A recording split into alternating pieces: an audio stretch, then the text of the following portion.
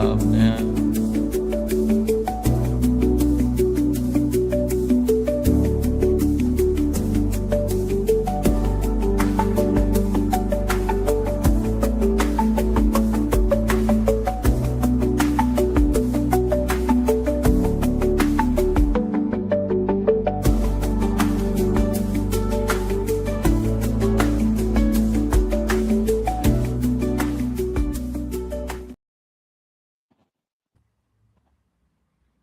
All right, peace. And we in the building, family. This is a special edition of the Ethereal Journey Podcast. I am one of your co-hosts for this evening and moderator, Captain Uncaged. I have with me the good brother L Pollinator, co-host extraordinaire. Shalom, everybody. All right. And yeah, this is a special edition, family, a special Sunday edition. And our intro on the StreamYard as well as we live on YouTube. We live on Facebook as well. I'm about to open up those channels as well. So I can kind of see what's going on. But we excited. We moving forward. We continuing to grow and develop, continuing to evolve, family. So we appreciate y'all taking this ride with us. You know what I mean? So this the intro. Little hors d'oeuvre. The main course. You know what I'm saying? That dinner plate on Tuesday. But we definitely ain't want to leave y'all. You know what I'm saying? Hanging and wanted to follow up with this special Sunday report since we didn't get to pop off on Tuesday. That's right. Let's get this thing rocking and rolling. We just are thankful that our Ethereal Journey audience hung in there with us while we went through our transitional phase to move this thing on up. We about elevation, transcending, as well as moving on up like George and Wheezy. So now we there. We up in the penthouse for a minute, and we gonna try to go high, aren't we, Captain Uncaged? Higher and higher. Absolutely. Yes, sir. As we continue to grow, develop, and evolve with you all, Mm-hmm. it's a reciprocal type of process and procedures. You know what I'm saying? We're looking at. So with that being said, I want to give a shout out to brother Knowledge Born Allah. You know what I'm saying? So we collaborating, partnering within that space. So shout out to Do the Knowledge Radio Productions. You know what I'm saying? And we building a family, we building. All right. So yeah, we on live, we on Facebook now live, and also on YouTube live. All right. So you can check us out on the multiple platforms, and of course those videos are going to live there as well. All right. So right now that's currently under the Lumumba Uncaged. And you know what I'm saying? Like we said, we continue to build family. So hopefully we'll have Sister Empress that joins us shortly as well. And be able to beam in onto the Ethereum. So welcome, family, to the Ethereal Journey Podcast, a special edition, which we are calling the Ethereal Knowledge and Wisdom Roundtable session. All right.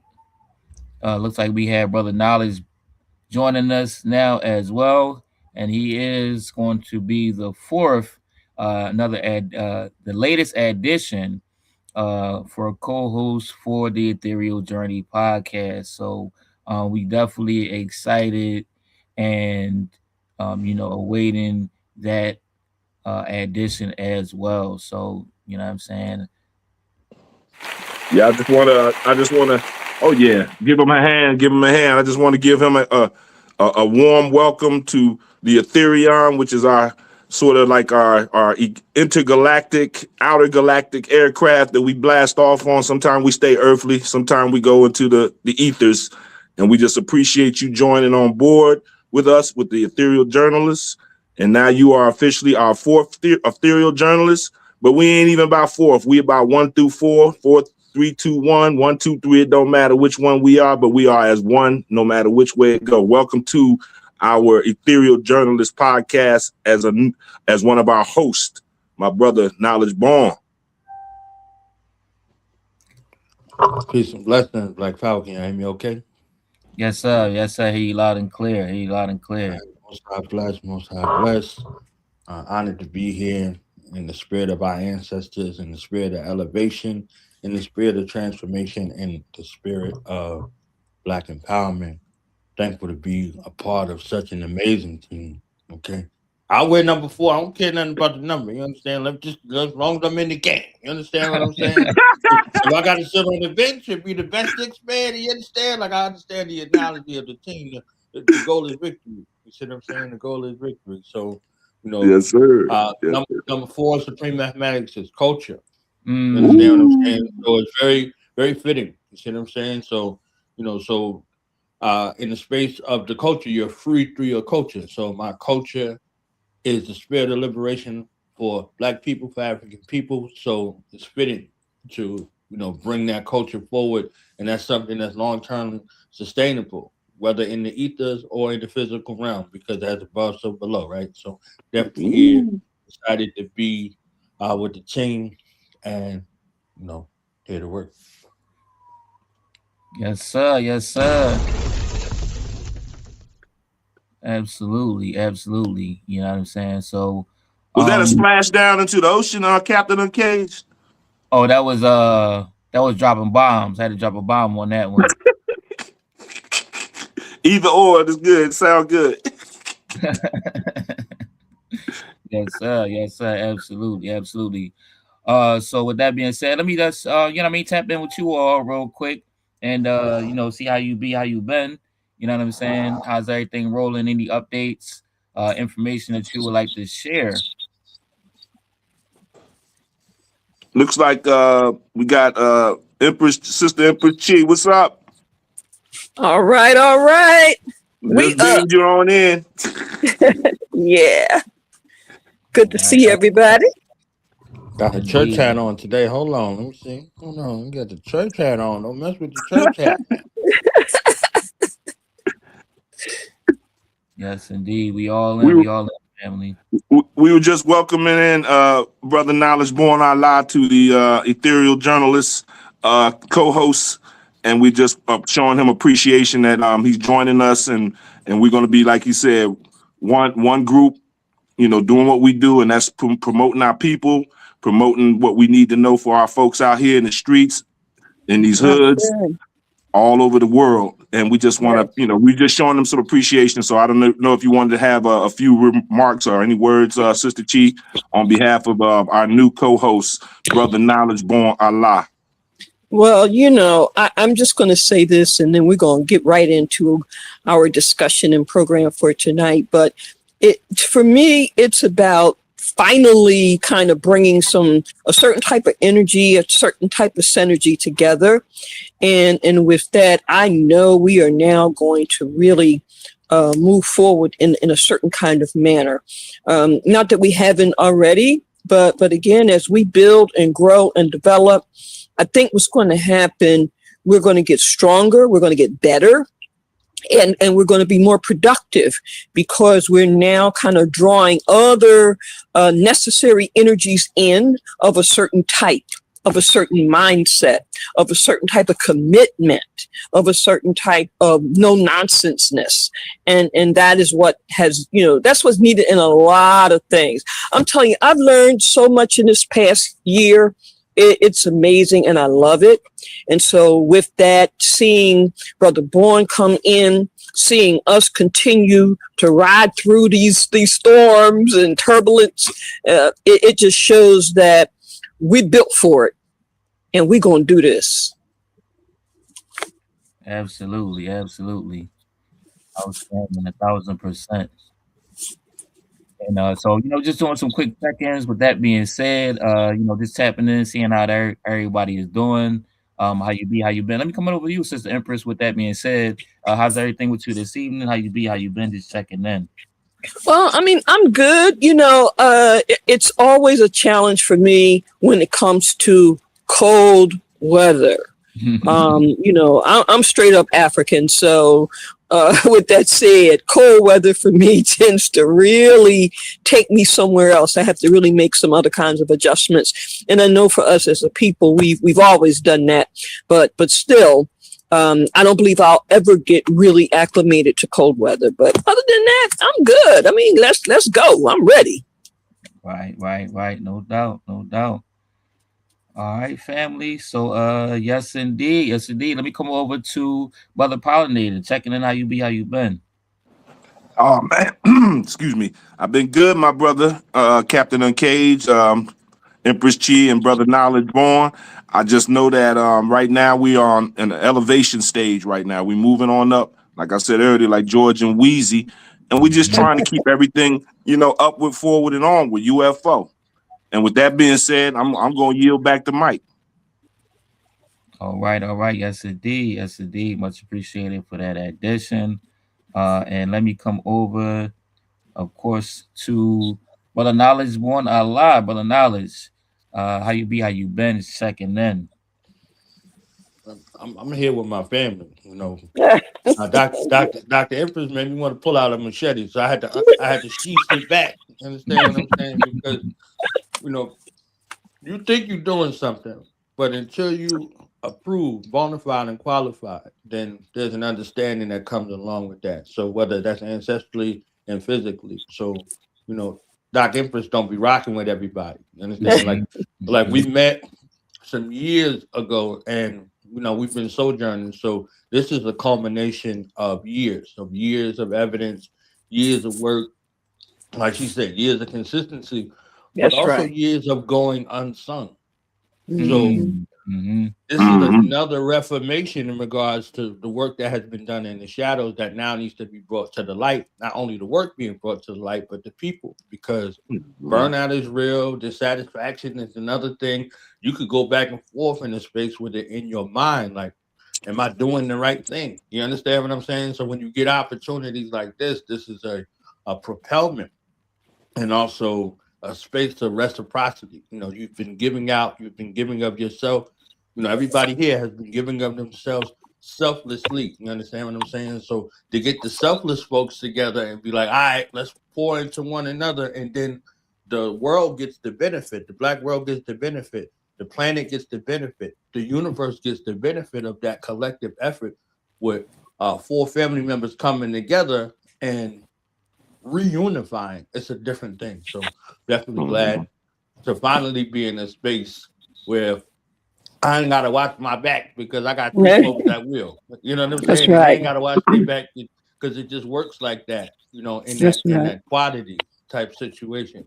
So honored to be here again. Honored to be a part of the team and have my role to play the part. So let me kick it back to you, Captain Uncaged. How you feeling? You understand what I'm saying? How you feeling? That's right. Yes, sir. Absolutely. Well, you know what I'm saying, as they say, or that that has been said, I'm feeling blacknificent. And so I'm charged up, you know what I'm saying? I'm energized and more motivated, more inspired, you know what I mean? And just looking forward to, excited, you know what I'm saying? Looking forward to further growth and development, to moving the needle forward, and then, you know what I mean, like having the right energies in place, having the right people in place. We got all 4 corners, you know what I'm saying? North, south, east, and west right now. So looking good. Hey, you know what? Hey, that's called news. North, east, west, and south. Right. We got the news going on over here. I know that's right. Go ahead. I'm sorry, Captain. No, you good. One quick sidebar. When you said blacknificent, it just kind of evoked or brought in a whole nother spirit and energy. Brother Knowledge might remember this, and if he doesn't, then certainly it'll kind of stimulate some thought processes when he hears the name. But the person who used to often say blacknificent, in fact, his bookstore was called that. He's an ancestor now, and his name was, of course, or is, of course, Dr. Kamal Kabong. Yes. Yes. Yep. Yes. Yes. So it just shows you we are right in tune. And you probably didn't even know that, Brother Lumumba. No. I Yep. wasn't sure who coined the phrase, but I've heard it utilized from time to time, and I already always appreciated Yeah. kind of vibe, energy, and spirit that entail. Mm-hmm. Yep. I don't know if he actually coined the phrase, but he's definitely made it, more usable or more. He made sure people were acquainted with that phrase. That's for sure. Because, like I said, his actual bookstore was called Blacknificent. Blacknificent book. A staple. Yep. One who lived it. Ooh, yes, indeed. One who lived it until his Yes, last breath in indeed. the physical world, and made sure that his family was set up in that way. Yes, Walked it indeed. like he talked to him, his queen, his children, everybody in that family. Dr. Memphis Dr. John Henry Clark said he didn't want no clothes unless black people made them clothes. They Yep. made their clothes. Yep. They built their house from the Yep. ground. You understand That's what I'm right. saying? Survived That's right. floods, all kinds of stuff that happened over there. That space and staple, that spirit of that family is a family that can bar name. Yep. Yeah, ain't associated with no suckers on no level. You understand what I'm saying? And they still thriving, doing what they doing, and making things happen here and on the continent. So yeah, definitely. Magnificent. And lastly, the connection with him is that he was there when I obtained my honorary doctor's degree. He actually was there, he and his wife. And he was also the first recipient of our Dr. Khalid Abdul Muhammad Award, as quiet as it's kept. Yep. Wow. Excellent. All right, family. All right. So, we're going to jump right into it. You know what I mean, and get started for this evening. So one of the things we wanted to make sure that we did was being able to venerate and honor our ancestors. So we were looking at, as you put in the email for this evening, Dr. Empress, going from our ancestor, the Silent Black Prince, El Haj Malik El Shabazz, going to and through ancestor Dr. Khalid Abdul Muhammad, right? So I want to be able to tap on that for a minute and kind of looking at some of the similarities, some of the parallels there, and some of that tremendous work that was done that was able to be accomplished. And, if there is any type of, for one, being able to learn those lessons and be able to pull those jewels, right, and those tools, and being able to structure and formulate those things and how they can and must apply for today, right? And so also, looking at some of the players that were involved, because today we're going to be touching base on, I got to give up a salute and once again, acknowledgement to my brother Knowledge, for coming up with the terminology, the radicoon. So you want to look at some aspects of what we might know or think of on surface levels as radical individuals and those who are elevated as leaders within our communities and within the culture, and looking at their true makeup, right? So we want to look at comparing and contrasting those greats to individuals who we might see today as Negropeans and as radicoons, right? Which are radicals or coons that are portraying themselves as radicals, right? Be able to further examine those things. We want to look at the passing quick segue, the passing of Reverend Jesse Jackson. I want to kind of give a true analysis on, where he stood, right? And his contributions holistically as it pertains to the further development, progression, liberation, and full emancipation of Black people. All right. And his ways or his way in on the political spectrum. All right. Where does he fit within those comparing and contrasts and within those paradigms of people? Okay. Also giving salutes to, our ancestor, Dr. Huey P Newton, right? Also giving, once again, giving salutes to,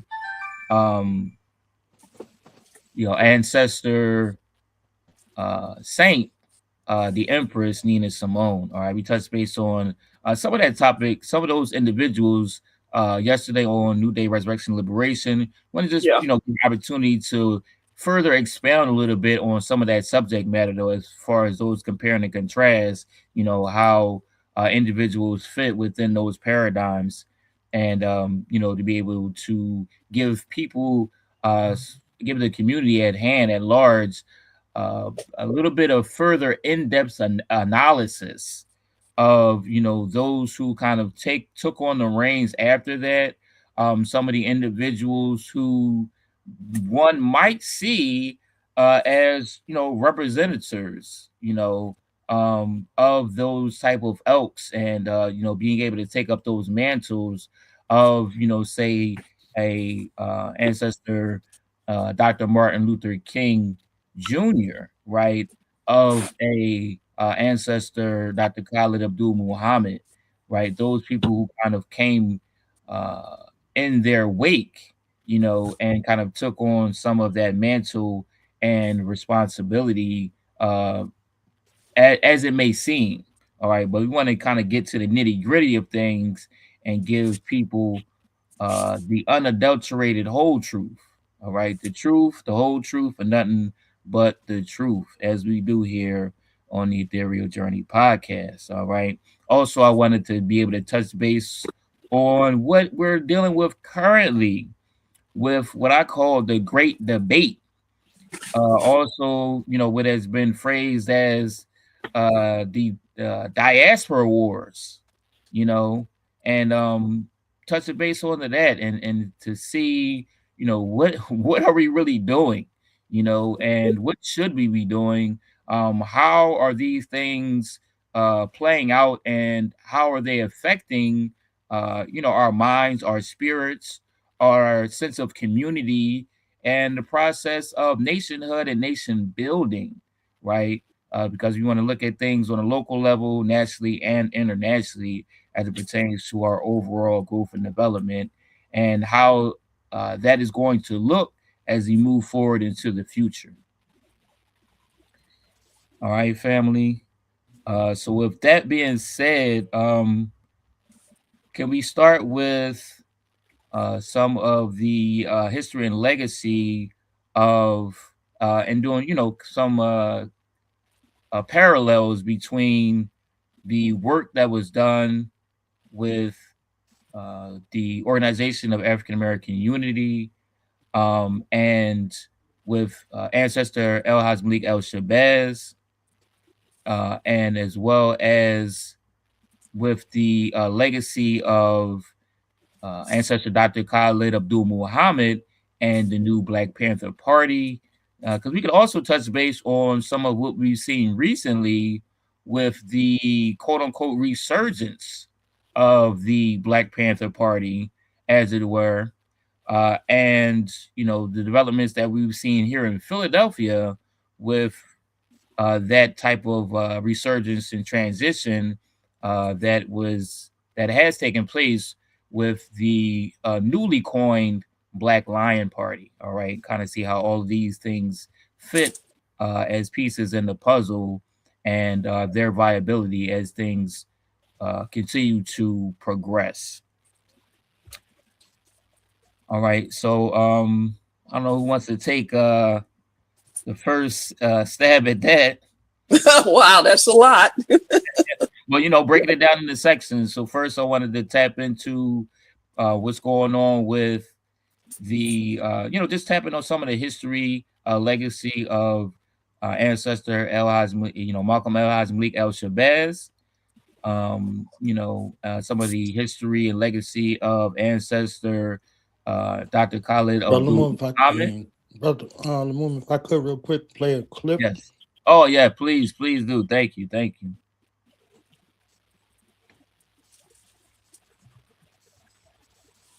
right, so we're going to have a clip that we're going to play in just a second. And Brother Boombo, while we're waiting for that, do you recognize the picture I have on for today? Yes, if I'm not mistaken, was that at the recent one, the Malcolm X 100? Yep. Okay. That's the burial ground. That's where right. Every year, for the past 65 years, I believe 65. I think that people have gone to the site as Brother Malcolm's sister requested. And so it was only 1-2 years that was missed. That was during COVID when we couldn't enter. But every year folks go to the burial grounds where they're able to, we're going to go. Now, I was just going to say where we're able to pay homage and give our thanks and praises. We go every year. So that picture is from that day, May 19th. Indeed, I say. So, Dr. Empress, real quick before we play the clip, can you kind of paint a visual from your perspective, going back and what's the experience like in some of the sights and sounds of the people?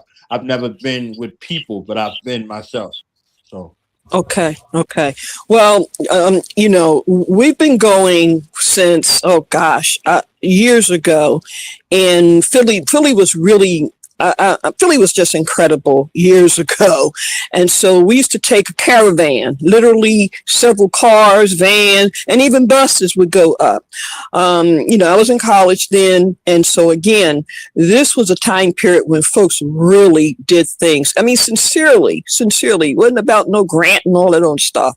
So over the years, that of course dissipated. The brother who was really like the key person made transition. And after that, things just kind of went downhill.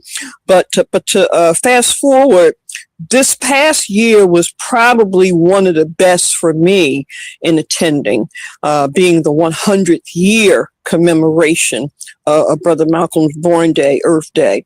And it was highly spirited. The thing that I like about it is that you had Muslims who were all different types, even the ones who are more Sunni or, other areas. But it was just so harmonious. It was so on point. And the spirit was just so incredible. So I'm hoping we can, keep that kind of thing going. But, I doubt it. Only because, again, folks really are not as committed today as some were years ago. But again, to again highlight what happened on that day. And by the way, those who are interested in the Philly area, we're planning to go up again this year. So we'll give you more information about that later. We took a van up last year. And again, we also went to the African burial ground. And I think we also checked out Paul Robeson is buried at the same cemetery. We also, of course, Dr. Ben is there. Aaliyah is there. There was one other person that we kind of recognize is there. But again, it's a very interesting interaction. And I would encourage folk to really go because it is something that Brother Malcolm's sister requested that we do to honor him. And so I'm really glad that Professor Small and others have kept that tradition. I definitely wanted to paint that picture because, oftentimes, we hear about things, but if you're not there getting something from somebody who's there on the ground, somebody who's there organizing, what that means to get Africans together to do anything. You understand what I'm saying? Right, To do right. anything nowadays is something. So, sharing Right. that. And let me just give you this one little sidebar, and they probably won't like it, but I'm gonna say it anyway because I'm just kind of in that modality at this stage of the game. And it is that the 100th year inspired a lot of people, and so for Philly, there were two people who joined us rather for when we went up in the van. One of them is pretty well known in this city, but yet I could say in the past 10 years, if he supported anything that I/Million Woman March has done, I don't recall it, and I have relatively good memory. But Brother Obi did join us for that particular journey. I'll land my plane there. All right.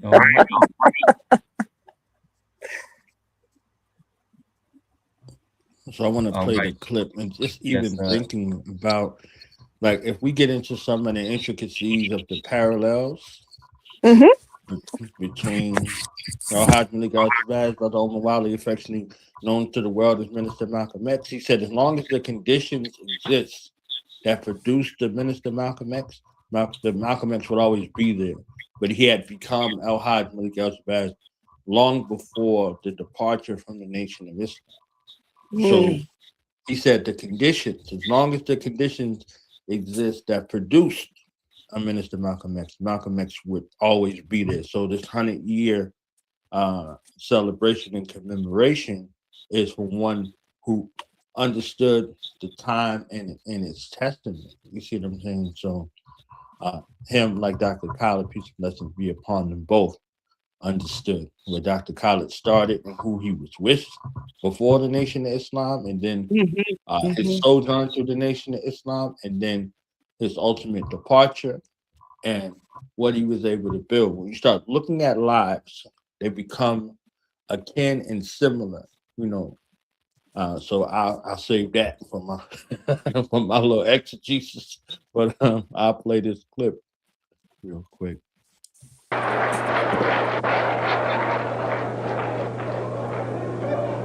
Who taught you, please, who taught you to hate the texture of your hair? Who taught you to hate the color of your skin to such extent that you bleach to get like the white man? Who taught you to hate the shape of your nose and the shape of your lips? Who taught you to hate yourself from the top of your head to the soles of your feet? Who taught you to hate your own kind? Who taught you to hate the race that you belong to? So much so that you don't want to be around each other.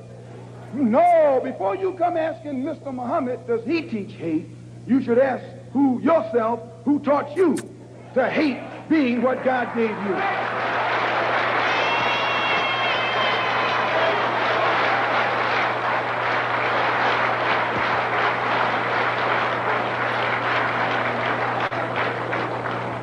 We teach you to love the hair that God gave you. Here you way out in the middle of the ocean, can't swim, and you worried about someone that's in the bathtub and can't swim.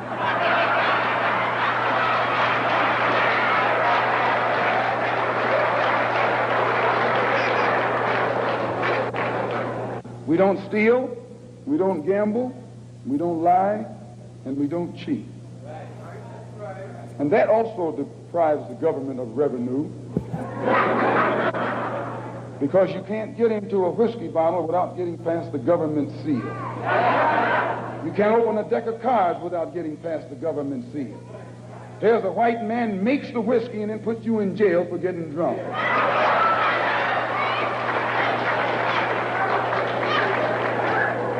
He sells you the cards and the dice and puts you in jail when he catches you using them. So he's against us because we fix it where he can't catch you anymore. We take the dice out of your hands and the cards out of your hands and the whiskey out of your head. The most disrespected person in America is the black woman. The most unprotected person in America is the black woman. The most neglected person in America is the black woman.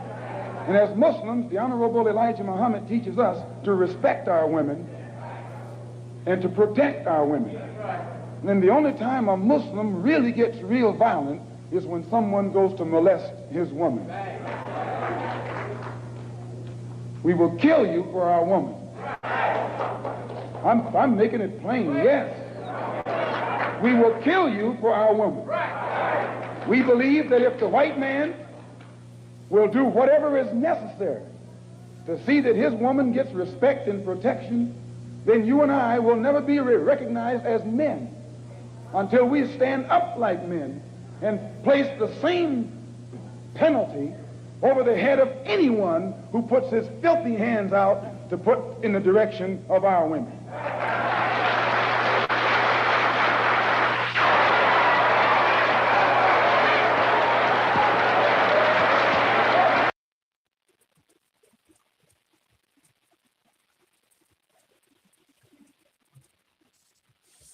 Well, you know, that's one of my favorite ones. Oh yeah. Powerful. So a Now, testament when you- family. Yeah, go ahead, but knowledge. Pardon me, Captain Cade. If you knew Dr. Khalid, I have a clip of him as well. I mean, Oh yes, sir. most of us heard that all together. You understand what I'm saying? If you knew Dr. Khalid and you knew what Minister Malcolm X or Sebastian is conveying in this clip, and you see who's on the front row, you see who's on the rostrum behind him, you see what's happening, right? This call to action for the psycho-spiritual reformation of self-actualization with a question: who taught you to hate yourself? Right? So all of the defects and the maladies that we have that we can see on the surface, looking at space, right? We go to the space and we say something like self-hate, right? Who taught you to hate yourself? From the tops of the head to the soles of your feet, your whole external being, which is permeated from the internal being, right? Who taught you to do this? But also, who taught you to love yourself versus who taught you to hate yourself? So in that polarized and captivating space that he was able to convey this message, he was making it plain. He was making it plain, and then there was a call to action. The call to action was the reformation in the eyes of the Black woman, in the eyes of the Black family, in the eyes of our ancestral lineage. Our call, our charge as Black men was to reform that after hundreds of years of the effeminization and the total disregard. So now you're looking, we're not Negro in this space. You understand what I'm saying? We're not Negro in this space. So introducing into the thought stream a term that folks might want to tug a war back and forth with, of calling back into the essence of our creator and creatress in that essence, and asking us to wake up, clean up, stand up, and to make action. So Captain Uncaged, Brother El Pollinator, Sister Empress, how could he have said this in the 60s and it still be true Right. in 2026? Yep. How could he make an assessment? How could he make a battlefield assessment looking out across the landscape, and it's more true in 2026 than it was in the 60s? So I just wanted to, deal with that real quick. I'll get the other clip, while everybody else gets an opportunity to respond. But y'all know, get me started over here. No doubt. Big truth and big facts, though, brother. Knowledge born. Big truth, big facts. So with that being said, I'm gonna let before I introduce, before I introduce my opinion myself, and I'm sure Brother Pollinator also will yield to Sister Empress.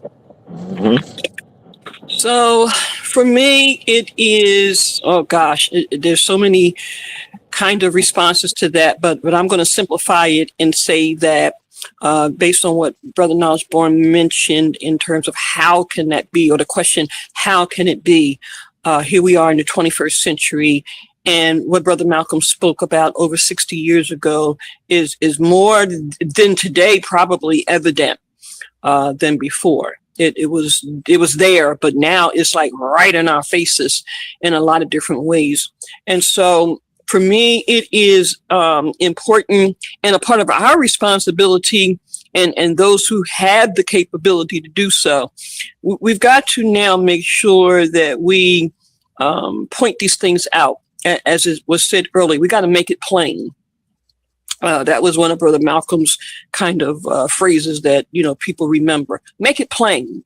And so that means to not, stumble over it, or not, try to colorize it, or, beautify it, but to just speak truth to power. And with that said, for me, what I've learned, particularly in the past 10 years, is hypocrisy.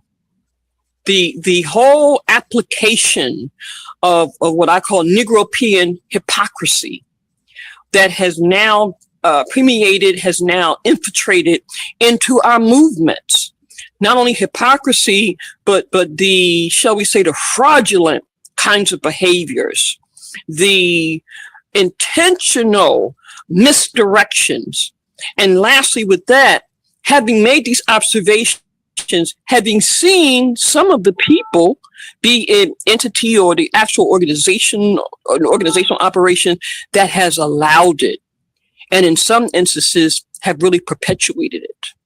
So how are we still seeing this today? Because some let it happen. I yield. All right. Yes, indeed. Brother Pollinator, I'm gonna let you come in, weigh in. Any thoughts and opinions on that?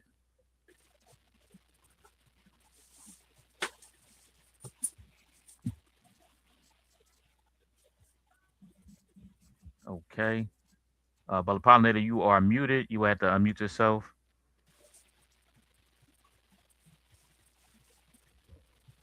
Okay, might be experiencing some technical difficulties there. Hopefully, he's able to beam back on the Ethereum. All right. But yeah, I would have to agree on a lot of those stances. Also want to add in the element of the tremendous amount of not only physical types of warfare that has been occurring, the infiltrations of our organizations, the saboteurs, the sabotaging, those who decided to, sell out, those who decided to take different deals, the federal government coming in, the FBI, COINTELPRO, and the dissension, the putting or pitting one group against the other, the divide and conquer type of methodologies that was used, right? The assassinations, the poisoning, the beating and brutalization, but not only the physical aspects, of destruction of our organizations and of our families, but also the spiritual and psychological warfare that was going on, and that has been going on ever since to this day. Okay, so those things that was happening physically, of course, were affecting us spiritually as well as mentally. So you have a lot of people who, frankly, are afraid, are scared, right? I'm seeing a lot of, gender bending that's going on today, where people are gender confused, and I think, part of that also comes from that type of psychological and spiritual warfare, where as opposed to men wanting to be, stand up, responsible and accountable, strong men. They would rather be strong women. Okay. And so, some people are afraid of death, are afraid of being jailed and things of this nature. We do have political prisoners that are in existence to this very day. All right. We're still fighting and battling to bring home the uh, irreverent journalists and activists, uh, you know, Baba Mumia Abu Jamal, right? And some of the original Black Panther Party members. Uh, So Kenny. Mm-hmm. I'm sorry, Brother Moon. So just, if I may just put a sidebar in there. So what you just said, or a lot of what you just said, that has been said for at least 100 years. And so while it goes through an upgrading, the fact of the matter is we can literally document from the time of the Honorable Marcus Garvey to present day these behaviors. There were some who were afraid. There were some who all of that has occurred over the years. So at what point do we have that information, right? And then utilize it in a form of action. This is what has happened, or should I say has not happened. Let me give you a perfect example. It was 60 years ago that one Black man, or several Black men, but one in particular, because he's right here in Philly, they saw what you just said, or at least some of what you just said, 60 years ago, and allegedly took action. So, and this is in this particular situation, when they saw that people were selling us out, they then, allegedly, supposedly, they were accused of, I'll put it that way, of responding. And with that response, it was said, or they were accused of, eliminating two so-called civil rights people from the NAACP, one, and the other was from the Urban League, who were what we've been talking about, and what you and Brother Bourne mentioned earlier about the coon-isms. Well, people knew this in the 60s, but the difference is, to today, they stepped up to do something about it, allegedly. And for those who do not know who I'm talking about, his name then was Max Stanford, and he's now known as Dr. Muhammad Ahmed. He's 84 years of age.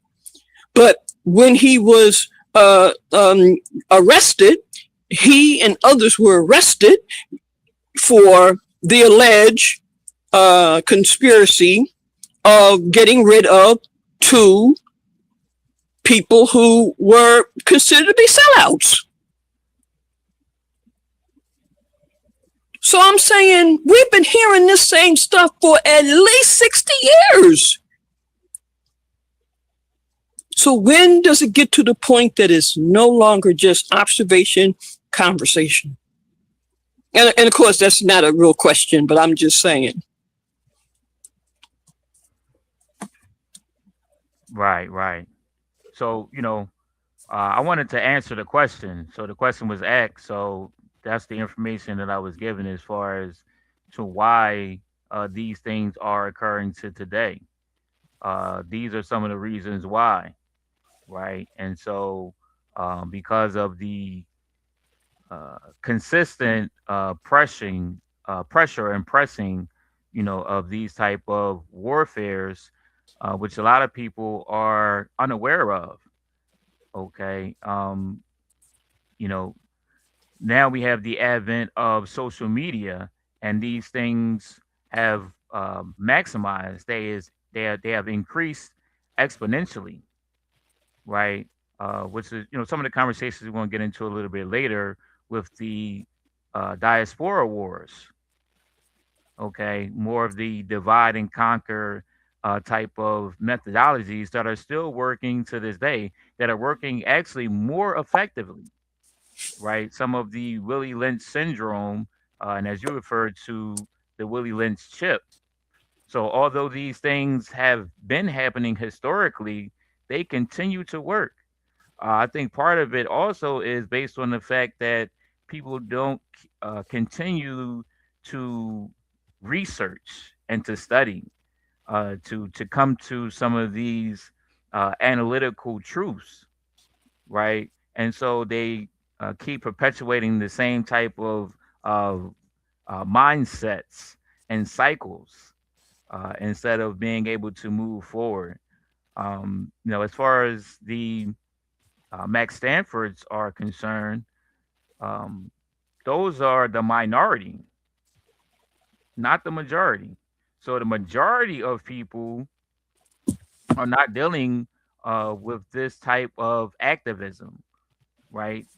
With this type of work, organizing, so on and so forth. So, um, you know, which is why these type of platforms exist, so we can continue to get this information out there, so we can continue to follow up with some of those activities, with some of that fight and fervor and spirit, and to help to encourage, to inspire others to, get involved, because sitting on the sidelines is not going to save you. So when the war is on, whether you are participating actively or not, it is ultimately going to affect you. So you might as well jump in. All right. So, but just to answer some of answer the question, or at least partially answer the question that Brother Bourne had asked.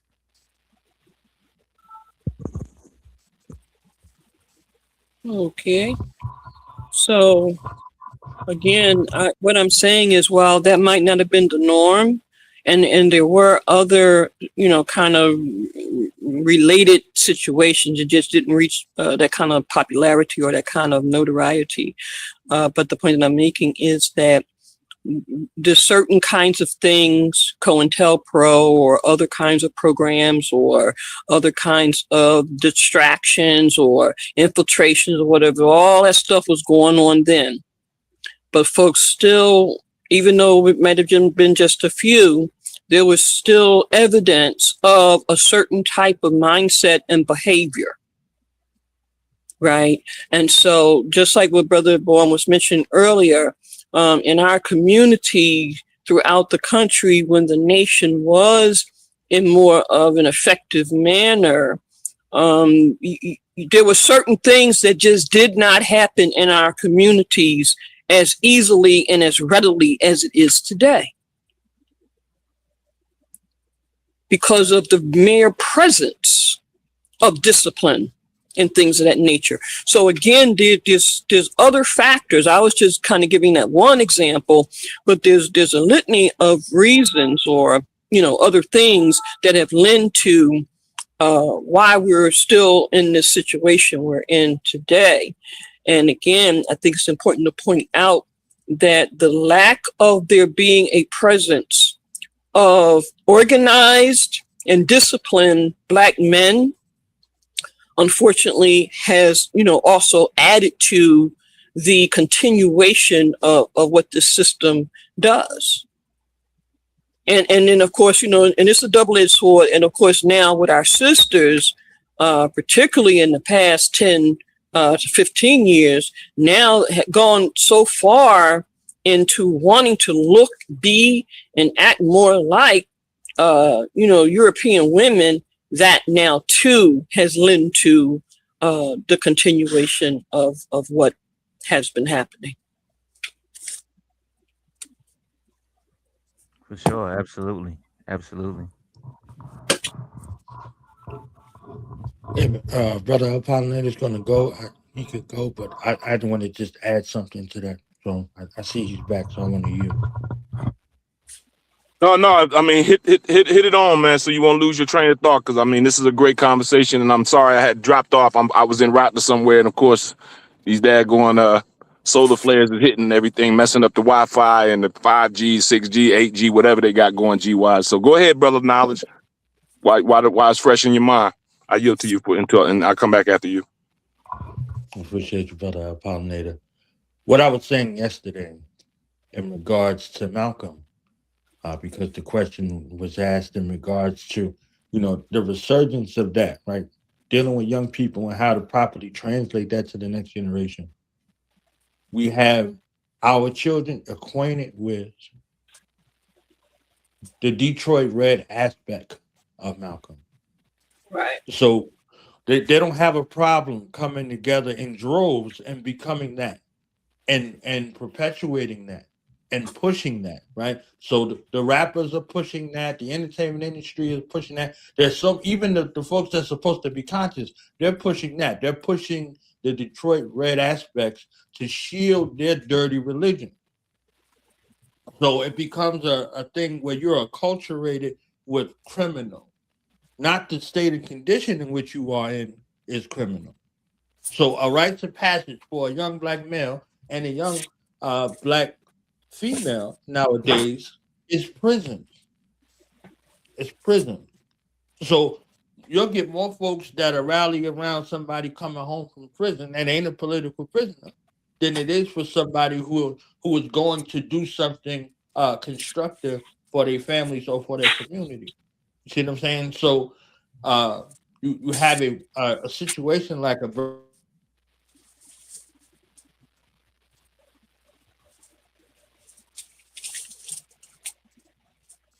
Brother Knowledge, just lost the audio. Yep. institutionalization of his mother, and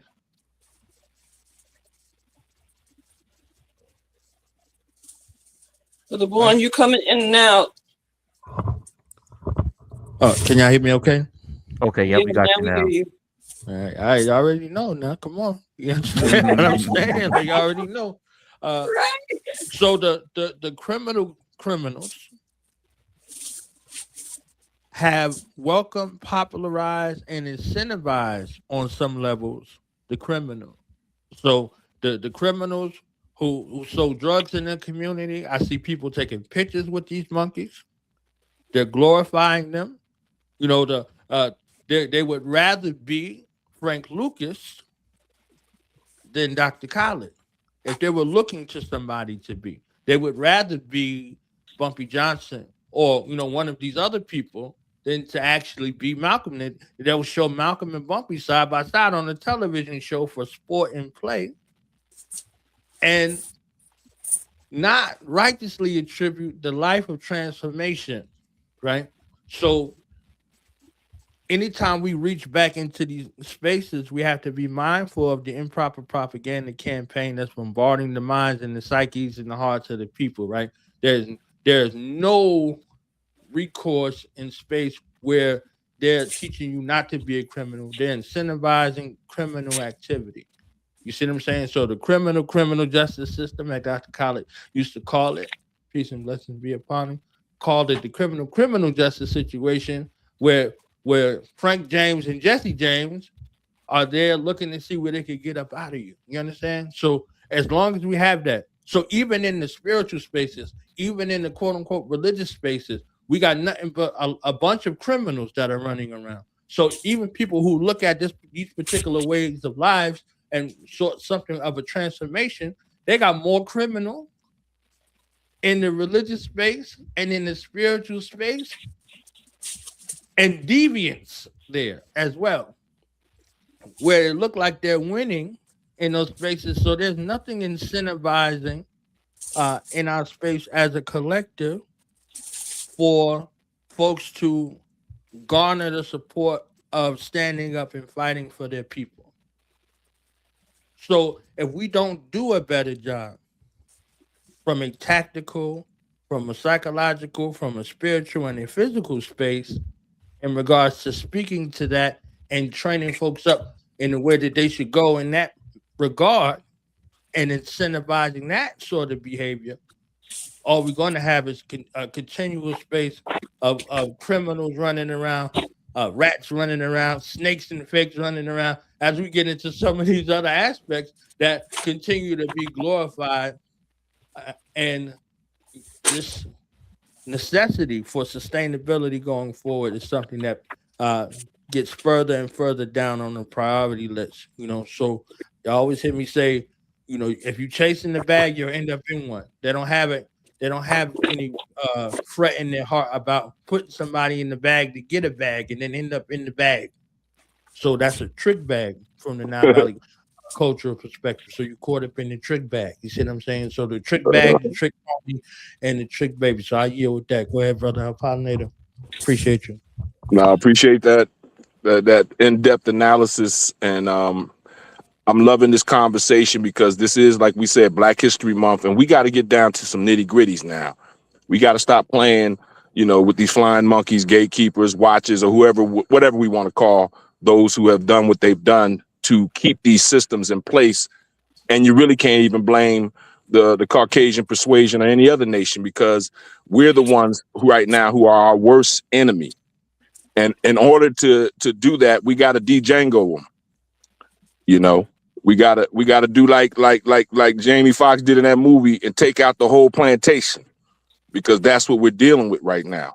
We're dealing with a bunch of people who are willing to be that house Negro, that while the field Negroes is trying to get free, they running and telling that to the old master, and then the master's turning around and bringing forth their judgment on what they felt is, you slaves ain't gonna get away from me because your own people is turning up against you.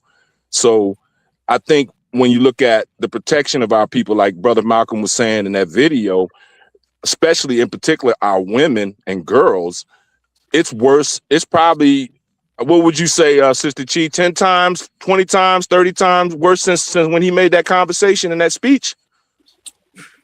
Yeah, particularly in certain ways. And so I just want to give you another quick sidebar just to kind of connect the dots a little bit.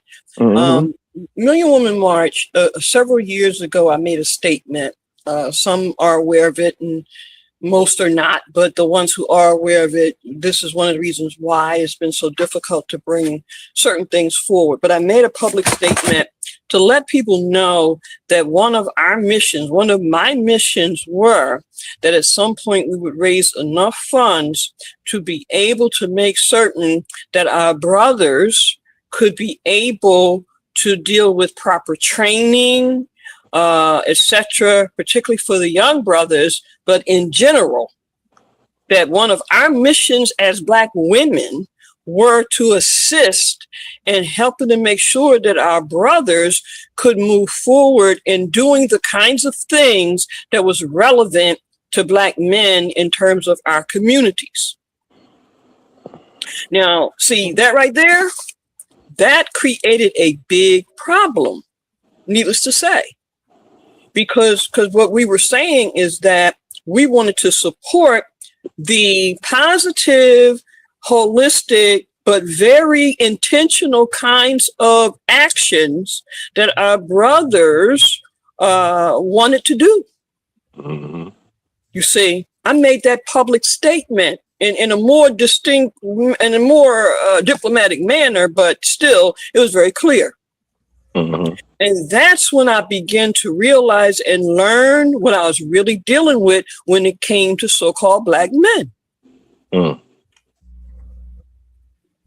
Mm. Interesting. And, the protection issue is one of my main issues, because as a person that's been in public health for many, many moons, I've seen the protection even of our women from our own men has denigrated and has been, just so atrocious, specifically when it comes to infecting our children with, or infecting our women with diseases. And then it always translates to the child that's unborn. And then the child ends up taking the L by coming out dead on arrival. So it's like, when I look at the protection of women from what Brother Malcolm X was saying, Ancestor Malcolm X was saying in that speech, I think it's like maybe about 50 times worse than it was when he even spoke those things into existence and said that Black woman is the most disrespected woman or person in this country. And it's still true to this day. And it's even worse. And that's the sad thing, because I've lived it and I've seen it in the field of public health that I worked in those spaces.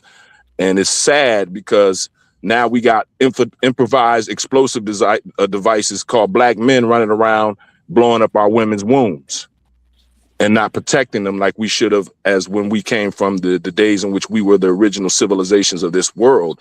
We're not doing that anymore. So those are the points that I try to maintain my focus on, because I've seen it. I've seen the from the hip hop perspective, where we looking at, when they started doing the booty videos and the, rump shaker videos, to, denigrating and villainizing the black woman's body, to now what we currently see as, oh, that's just part of society now, and that's acceptable, and that's a sickening thing. Go ahead. I'm sorry. Go ahead. Comment. No, the thing that, and you hit on something that's really important, I think, to highlight, and it is this, that, again, what we should know by now, because we have seen it for at least 60 years, that if you do not protect your flank, for lack of a better terminology, then people are going to do whatever it is they want to do to you. And so over at least 60 years, we have seen the allowance, or the having folks be allowed to do certain things in our communities to our people, with there being little to no repercussions. So with that said, again, we can continue to have these conversations, but at some point the conversation has got to be, this is what we're now going to begin to formulate. Now, of course, that dialogue can't be a public dialogue, but it definitely has to be a dialogue in such a way that more of our folks are a little clearer, and not in a grandiose or in a unintelligent manner, but the mere fact that we have seen for at least 60 years that people have been able to do whatever they want to do to us. Not, black women in particular, but our people, period. And going back to what both of you have just said, it is increasing now because years ago, there wasn't as many so-called conscious folk as there is today, or woke. But a lot of these so-called conscious woke folk, they're part of this whole thing. Black Lives Matter was one of the main purveyors of that. We're woke, but yet they had them people in there getting money and stealing money and taking money from philanthropist organizations, and now they on fraud charges. And they had an anti-black family agenda. So it's sad, because we can't. I think collectively, if we're talking about bringing us together to continue our self-determination in this country, while we're building our nation within this nation, the frequency of religion and the frequency of politics ain't gonna get us there. Because those frequencies have always, even during the time Malcolm and brother Martin Luther King were together, the frequency of religion was really a dividing force at that even point in time. Because you got Christians over here want to do what they want to do. You got the Nation of Islam over here doing what they want to do. All of them had different philosophies, but the frequency of religion could not bring us together. And now that frequency has grown even to higher frequencies, because now you got African Methodist, Episcopal, this, that, and the third, Holy Jehovah, this, that, and the fourth. And it's like, and then you got the different fractions within the Nation of Islam now. So even at that time, the Nation of Islam was a little bit stronger, but now even the Nation of Islam, in my eyes, at least the religions that they've put out since the Nation of Islam was strong back in those days, they're fractured. So the frequency, we could forget the frequency of religion and politics even getting us to come together. We got to find a different kind of, like you said, method or measure that's beyond that frequency, because those frequencies have kept us bound to where we're at to this day. And with that being said, I yield on that. Well, the other thing too in that analysis is that certain things that were effective or had a certain impact 70 years ago it's not going to have the same impact today, particularly when it was modeled and fashioned in a certain kind of way. And so when you talk about the nation in particular, the rest of those other groups, well, they're not really talking about or haven't really talked about Black nationalism or do for self or whatever. So I'm not even going to include them. But in the context of the nation, when in fact you begin to move away from some fundamentals, then it's going to create a certain level of deterioration. And I'm going to leave it at that.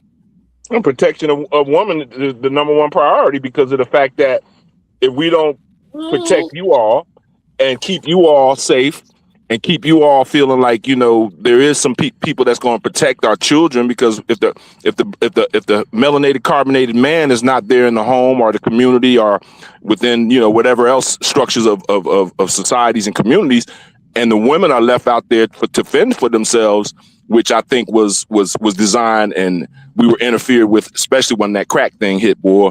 That just took that whole element of responsibility out of our communities. I mean, I can remember that very vividly. But now we're looking at the same situation, but it's even increased to a point where I'm not saying we're at the point of no return, but I'm saying that whatever interference that they put in place, that bad boy 30 or 40 years ago that was implemented, that thing is in full effect right now.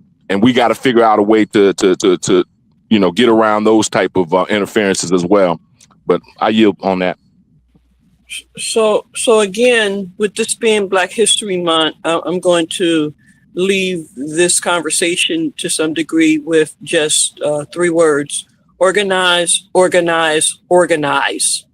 And so again, until we are very serious about doing that, because that requires a lot of work, and you have to be, very, very, very committed to do that, to really work on organizing. And so again, those were the words of Kwame Ture: organize, organize, organize. Going back to the nation, see, again, they were organized. Good, bad, or indifferent, they were organized. So they were able to do certain things effectively. When it came to the women, they were very clear about their women. You see, let's be real clear about this. You can't necessarily mix apples with oranges, even though they're both fruit. So, with that said, if the rest of our men are not organized to respond in a certain manner, then it's not going to happen. Okay, since we as a people, we organize in the spaces of religion and politics or whatever you want to call it, what do you propose as something that we can sort of let go of our religious philosophies and indoctrinations and come together just as a people? What I'm not saying we got to do it on this show, but I'm just throwing that question out there because I think those divisions within those elements that I just said, religion and mainly politics, is what's keeping us. But what can you say as a potential future solution that we can look into? Don't leave your religion at the table, leave your politics at the table. This got to be strictly about our people and how we're gonna move this thing forward, because we see the problems that we're facing right now. We are in a very desperate situation right now. So religion ain't gonna save you. Politics and who you vote for ain't gonna save you at this stage of the game. But if we can collectively come together, if we dismantle that whole element that has always divided us, which is those elements of religion and politics. So what is your commentary on that? I'm just interested in hearing your perspective, Sister Chi. And I've said it on several occasions, and so in the very near future I will elaborate. And you're right, Brother L. We should know by now that we have kind of outgrown certain things. There was a time when we didn't have certain information, we didn't have certain access or capability. So what we had to work with that.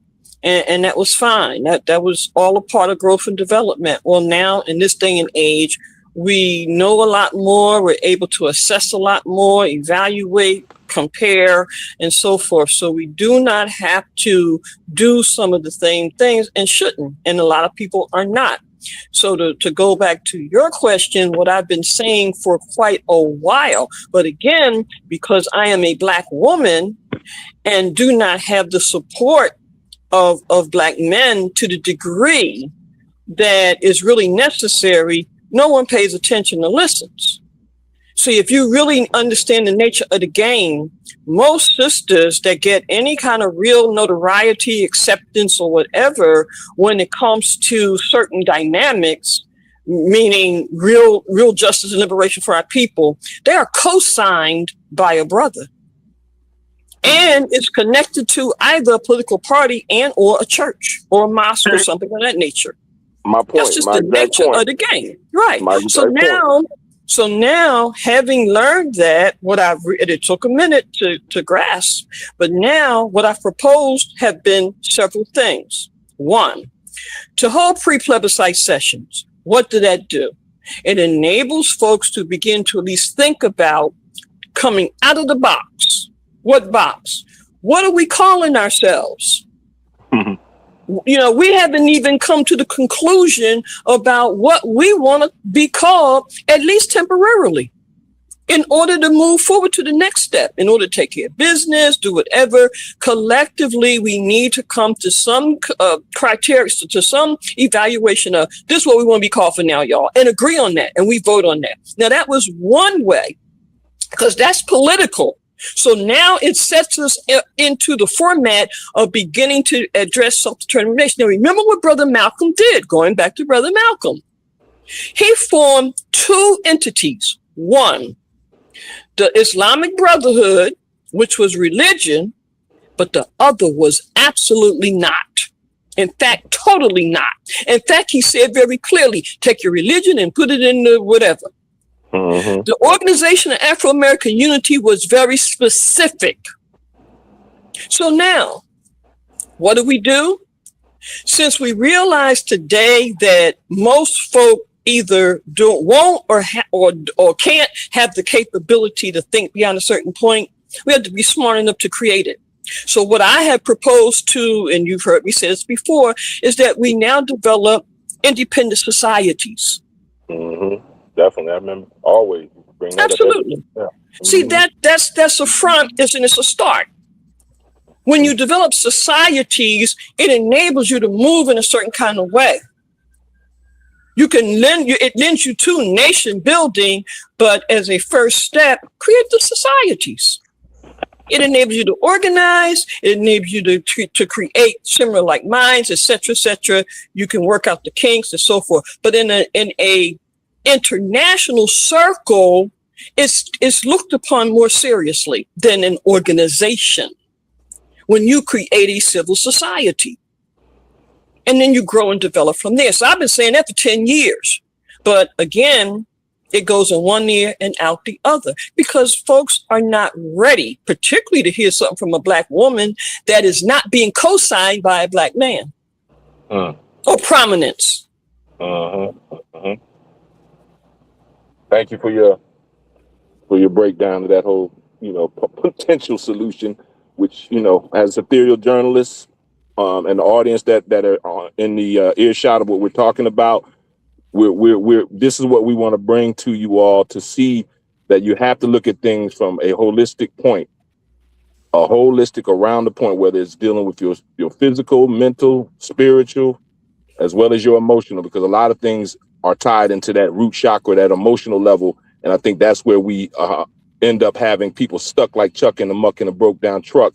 And we're too emotional as a people, and we stay into our emotions as opposed to thinking rationally and using our willpower and our intellect to move up these things that Sister Chi was talking about, because you got to get past your religion. You got to get past your politics. You got to get past all of the things that have held us back.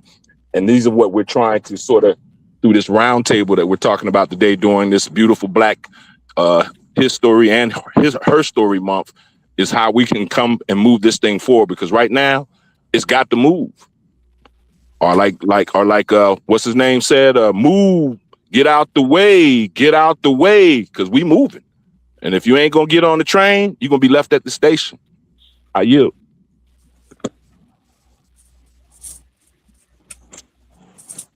Right, I say. Right. With that being said, I think we're gonna come to brother knowledge with a yes, yes, All right, so let me play brother this knowledge. You have clip. Yeah, mhm. let me Oh play yes, this sir. clip.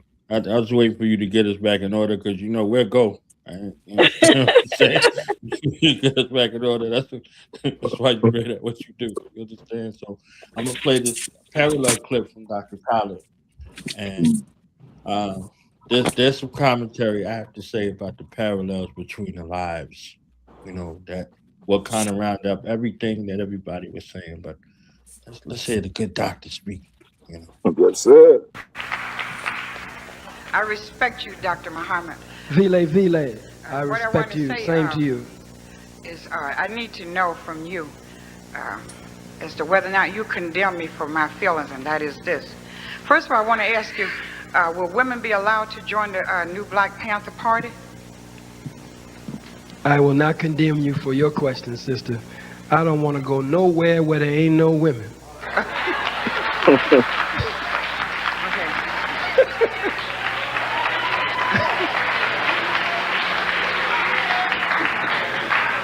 I'm not with Mayor Giuliani and Commissioner Safer. Thank you, my brother. This is something I need to hear from you because I constantly get condemned for this, just Yes, about ma'am. on a daily basis. But this is truly my soul and my heart. Yes, I ma'am. truly feel that the U.S. government should be overthrown. One. And the next thing is that I truly feel and believe that a large percentage of our people will have to be eliminated along with that process because many of them are beyond repair. I'm sorry if that offends, but that's my feeling. Yes, ma'am. Thank you.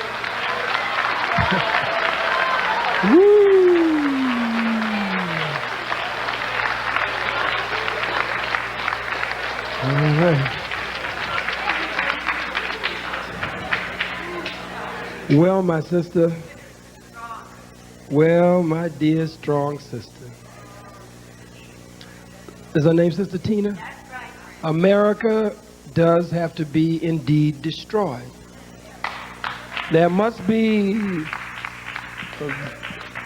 the white man at America's demise if we are to rise. Stop talking about it's the system. You got Negroes. It's the system. If we could just change the system. Lord, it's Lord have mercy, Lord child, Lord Jesus. It's the system. That's like a damn fool walking around talking about, it ain't the spider, it's the spider web. It's the spider web. If we could just tear the spider web down, everything will be all right. What damn fool don't you know if you tear a white spider web down and don't deal with the spider, then the spider is going to weave another web as soon as you tear that one down? It's not the system. It's not the spider web. It's the white spider. It's the white man. I just told you it makes no difference what kind of system it is. So America must be destroyed. I told you my favorite book is The Fall of America.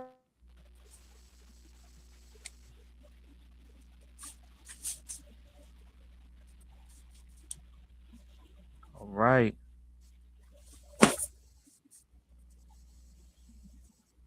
All right, family. So we heard some words from the late great Dr. Khalid Abdul Muhammad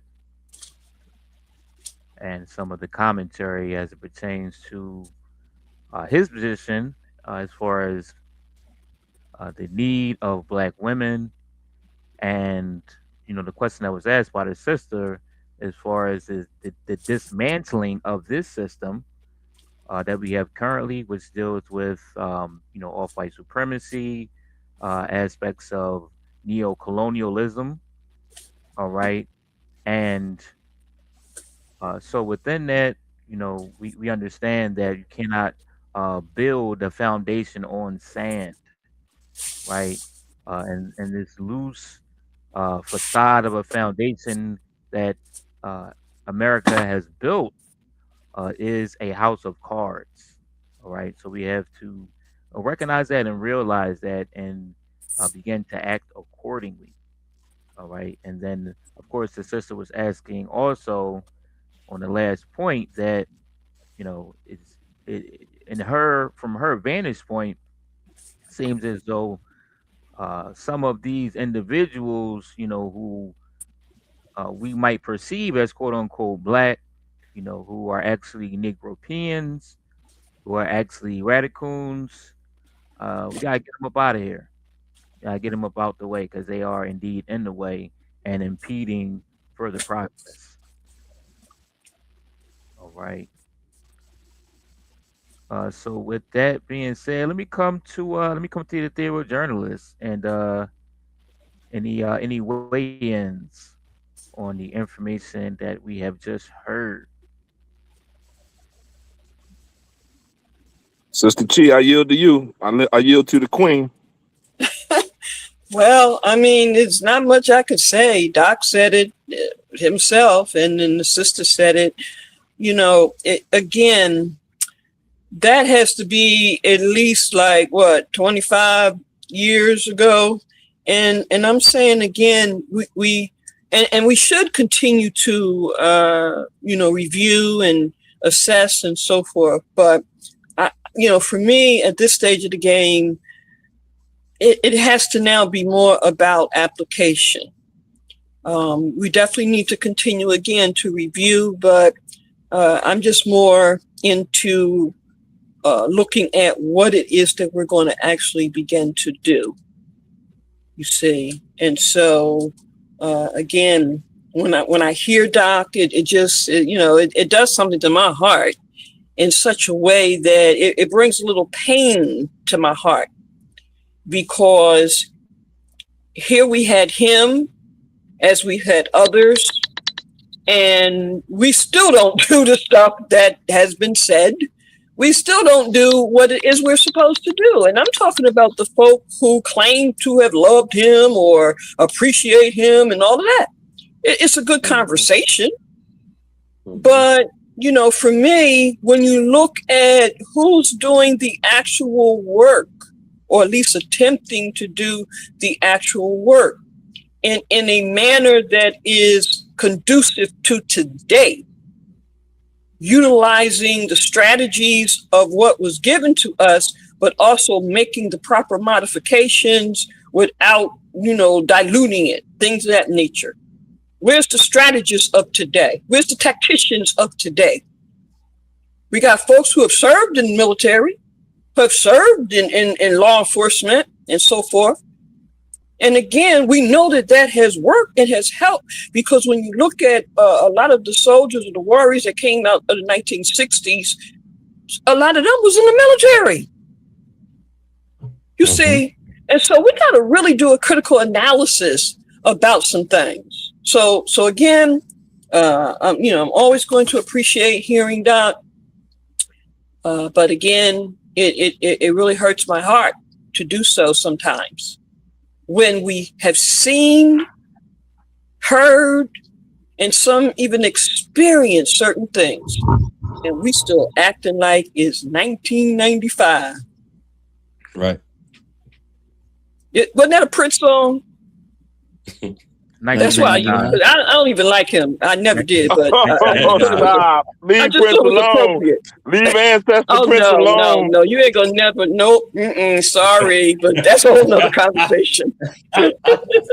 We gonna party like it's 1999. That's what everybody else is doing. That's what was 99. Okay, I knew it was one of them 90 somethings, so that's why I threw it in there, just as a sidebar joke. Yeah, IBO doing said party in VS. That's I agree right. with that. Right. Like Biggie said that party and bullish. Oh, that remind me. I gotta call him. His Earth Day is this week too. Bobby O'Doon. Right. Yeah. Awesome. Brother Knowledge Born, didn't you want to do a comparative analysis between the two figures that were just put out there? I know you were saying something that prior to us going into that segment. Right. the life of both of these men. I want to say from an organizational perspective that these two chief organizers, these two chief recruiting and strategic masterminds greatly benefited the Nation of Islam and the Black world as a whole. So these two chieftains, in that regard, they've only been 4 in the history of the Nation of Islam, almost approaching 100 years as an organization. 4 national spokespersons. 4. 3 of them are no longer with us, and 1 of them is still around. And the one that is still around got the benefit of all 3 of those who are no longer here. All 3 of them possessed a fire that is unparalleled and cannot be seen throughout the rank and file, nor the people in the space of captain, lieutenant, or whatever sort of military structure or rank or post that they obtained. And when each one of them departed, so did the fire. You saw a resurgence of the fire with each of them. So the life of Dr. Khalid Abdul Muhammad, peace and blessings be upon him, doesn't start with the Nation of Islam. The life of Al-Hajj Malik Al-Sabaz, Brother Omar Wali, doesn't start with the Nation of Islam. It starts with being at the sting of the lash of a people that have conspired throughout the annals of their time on the planet, the last 10,000 to 6,000 years on the planet, to destroy the fathers and the mothers of civilization. Both with their life devoted towards the reformation of our people, the reformation of our families in particular, is noteworthy. What they were met with from an organizational perspective is jealousy, is envy, is dissatisfaction, and subversive activity. Both of them were poisoned. Both of them were shot. Both of them were hunted down. Both of them were surveilled. Both of them were betrayed. Both of them were backstabbed. And both of them were left for dead. Both of them. As many people who would run to a Malcolm today in his day was as many people who would run to Dr. Khalid today, just as Doc was saying right before I got back on, because I got cut off. You know how they do me. They ran in real life. They ran in engagements. They ran in maneuvers. They reported on maneuvers. So many of those people in the organizational spaces in mass, they were turncoats. And they're still turncoats right now. They're jockeying for organizational position, and organizational position trumps or overrides their loyalty to anything. Their loyalty towards progression was something that was more important than who was amongst them. So, but before Al-Hajj Malik Al-Sabaz, Brother Omar Wali, affectionately known to the world as Minister Malcolm X, was taken out of here, he gave special instructions to his wife and detailed to her who all of the enemies were, how they would come, and which manner they would come.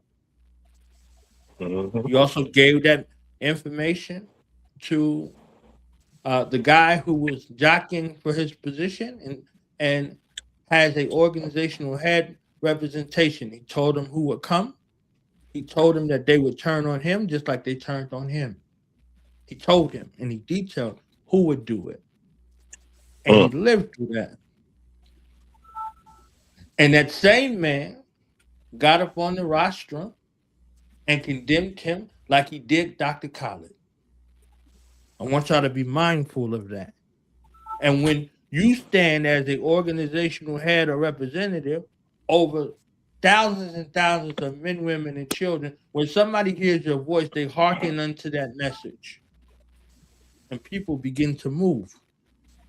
So now you put a man's life in jeopardy. A man was shot in front of his child. A man was shot in front of his pregnant wife with twins and 2 daughters because of the incensing of being labeled an apostate in the eyes of an organization that you helped build and rebuild both of their lives, dedicated to the rebuild. To the build and the rebuild.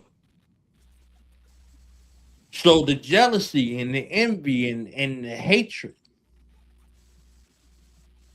is not something that could have been rooted out of them, regardless of how much transformation they had claimed to have happened in this organization. So to bring it back to what Captain Uncaged was talking about with the infiltration organization, there are top-heavy infiltration. By 1970, pardon me, strike.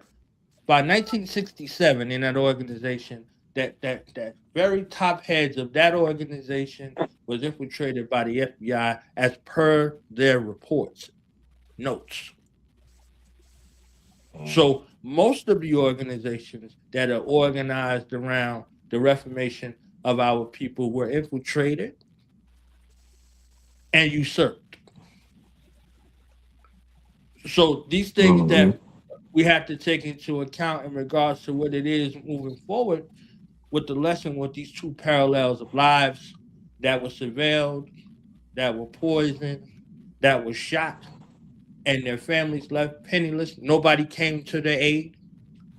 Nobody was with Dr. Betty Shabazz, peace and blessings be upon her, for the next 32 years as they tried to deem her unfit, as they tried to break up Malcolm's family, all 6 of his daughters, as they tried to put her in an institution.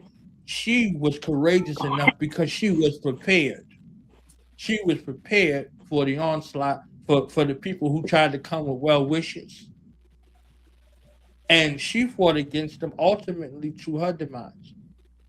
And they linked that back to the family. You understand? So when we start looking at these lives parallel, we look at the legacy of the folks that were left behind and who had to shoulder those people, who had to shoulder those families. Who's protecting those daughters right now? They're grown women with families and things of that nature. But who, you think it's off? You think the hit is off? Malika's not here. Malika's not here. You understand what I'm saying? His grandson is not here. He's not here. So who has the arms around the family in a protective posture in regards to that legacy and what that meant? I've heard people make audacious claims. I don't believe none of them. I don't believe none of them. I know who's insulating them and who's around them. I know that. So being mindful of these examples, they still have families. Steve Coakley Sr., peace and blessings be upon him. He still got children. He still got a family. He gave us all of the clues in regards to who did what with what, especially with these 2 lives right here. He still has children out here.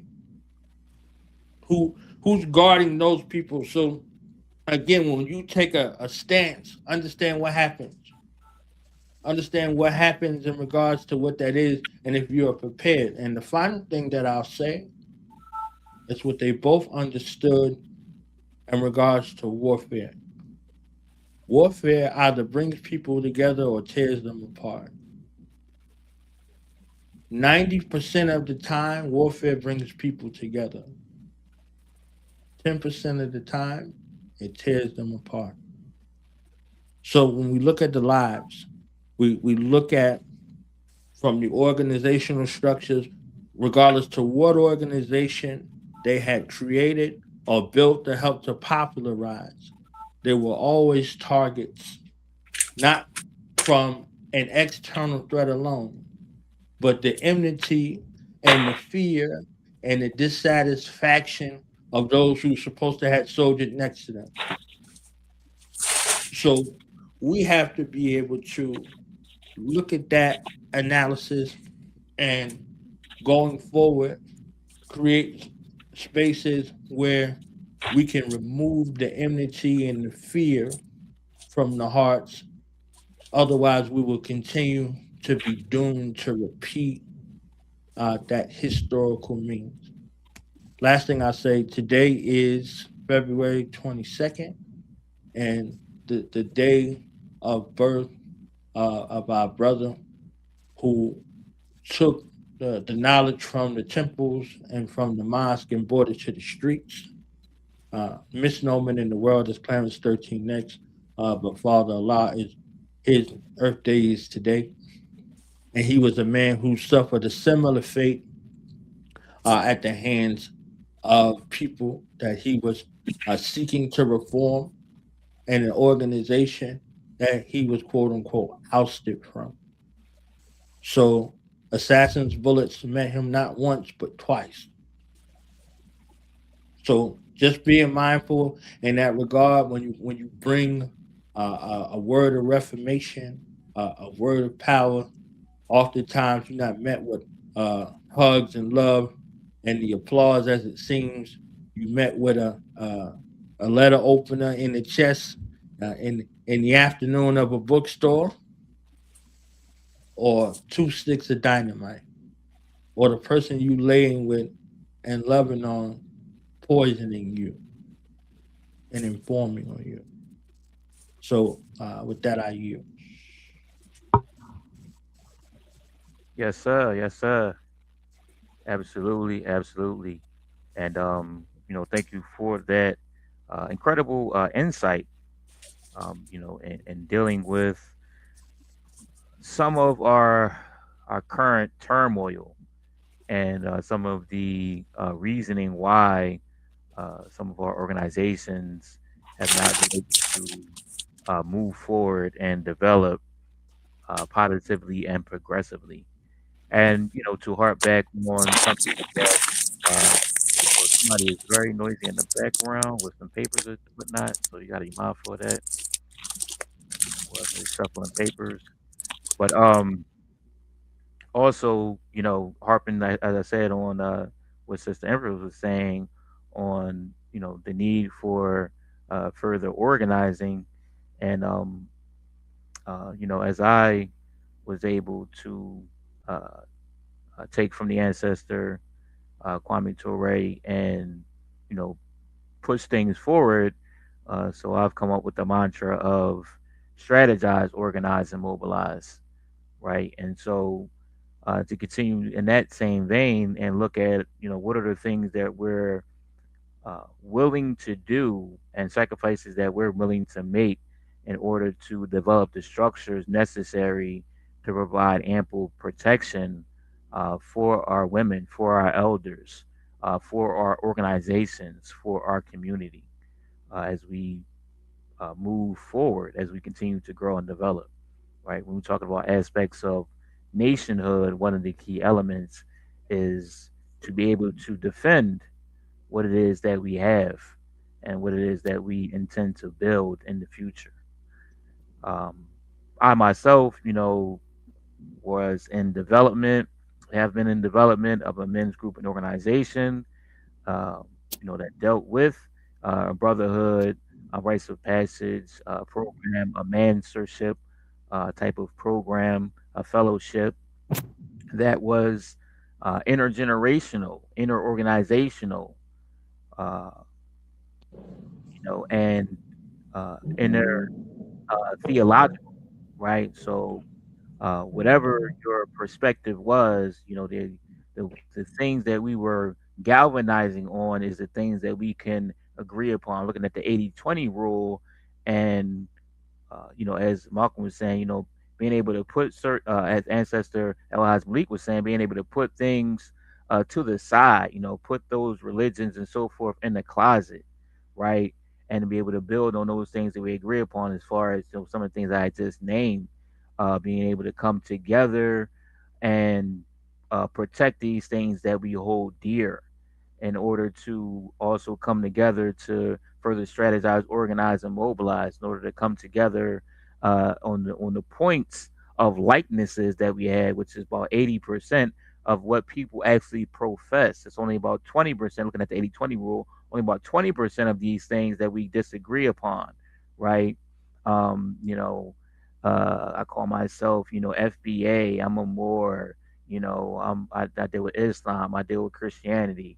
All that's well and good. You can have that and you can keep it. But the things that we agree upon, we need to be able to move forward economically, right? We need to be able to build these institutions of finance. We need to be able to build up these elements within our communities that deal with healthcare, right? That deal with making sure that we have viable businesses, that deal with aspects of protection, that deal with aspects of education, right? Childcare and rearing, right? Rites of passage, and how we're going to enculturate our own people, right? Develop our aspects of Kuji Chagulia, to be able to name ourselves, define ourselves, and speak for ourselves, to determine what our culture actually is, as opposed to what is given to us, right? As far as, we have the culture of hip hop, and then other individuals being able to dictate what those things actually are, as opposed to us dictating it for ourselves and saying, this is what it is, and this is definitely what it's not, right? And not going to be, and not meant to be, and holding fast to that, holding the line, right? So, unfortunately, I've been developing that for several years, and I couldn't get brothers to come together on that regard. I was developing also within the defensive mechanism, the uh, community serious sentries and safeguards, right? And getting into training programs as it pertains to self defense and martial arts. Getting with a brother over in Darby, and he was offering, still is offering classes. All right, and I couldn't get brothers to come on to the biweekly meetings. I couldn't get brothers to come to the classes. But a lot of people was professing, this is what we need to do. This is what we should do. I'm about black nationalism. I'm about black power. I'm about the community. I'm about the children. But it's one thing from what people say and what they profess, and it's the other thing for what people actually do. And unfortunately, people are so stuck within their own isms and within their own silos. And the what I was developing, what I had been developing, and was inner organizational. So you can keep whatever that is, whatever your banner is, whatever your flag is, keep it. We're just agreeing to work together collectively, developing a collective consensus on a common good, a common aim, and a way to move forward, a common destiny.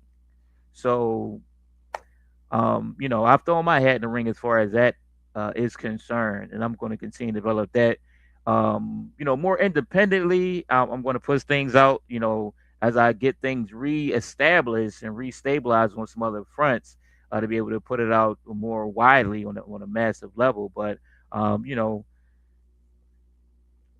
I have to be responsible and accountable for myself first and foremost, and like I'll put that energy out there. So hopefully, on the next go around, right, on the next rally, I will have more individuals, more black men that are willing to stand up and step up into these roles and positions. And definitely, want to salute Brother Knowledge Born for being one of those individuals. You know what I'm saying? He came through and built with the brother. We sat down, broke bread, and just discuss some strategies. I'm also building with another group, but that I'm not privy to say.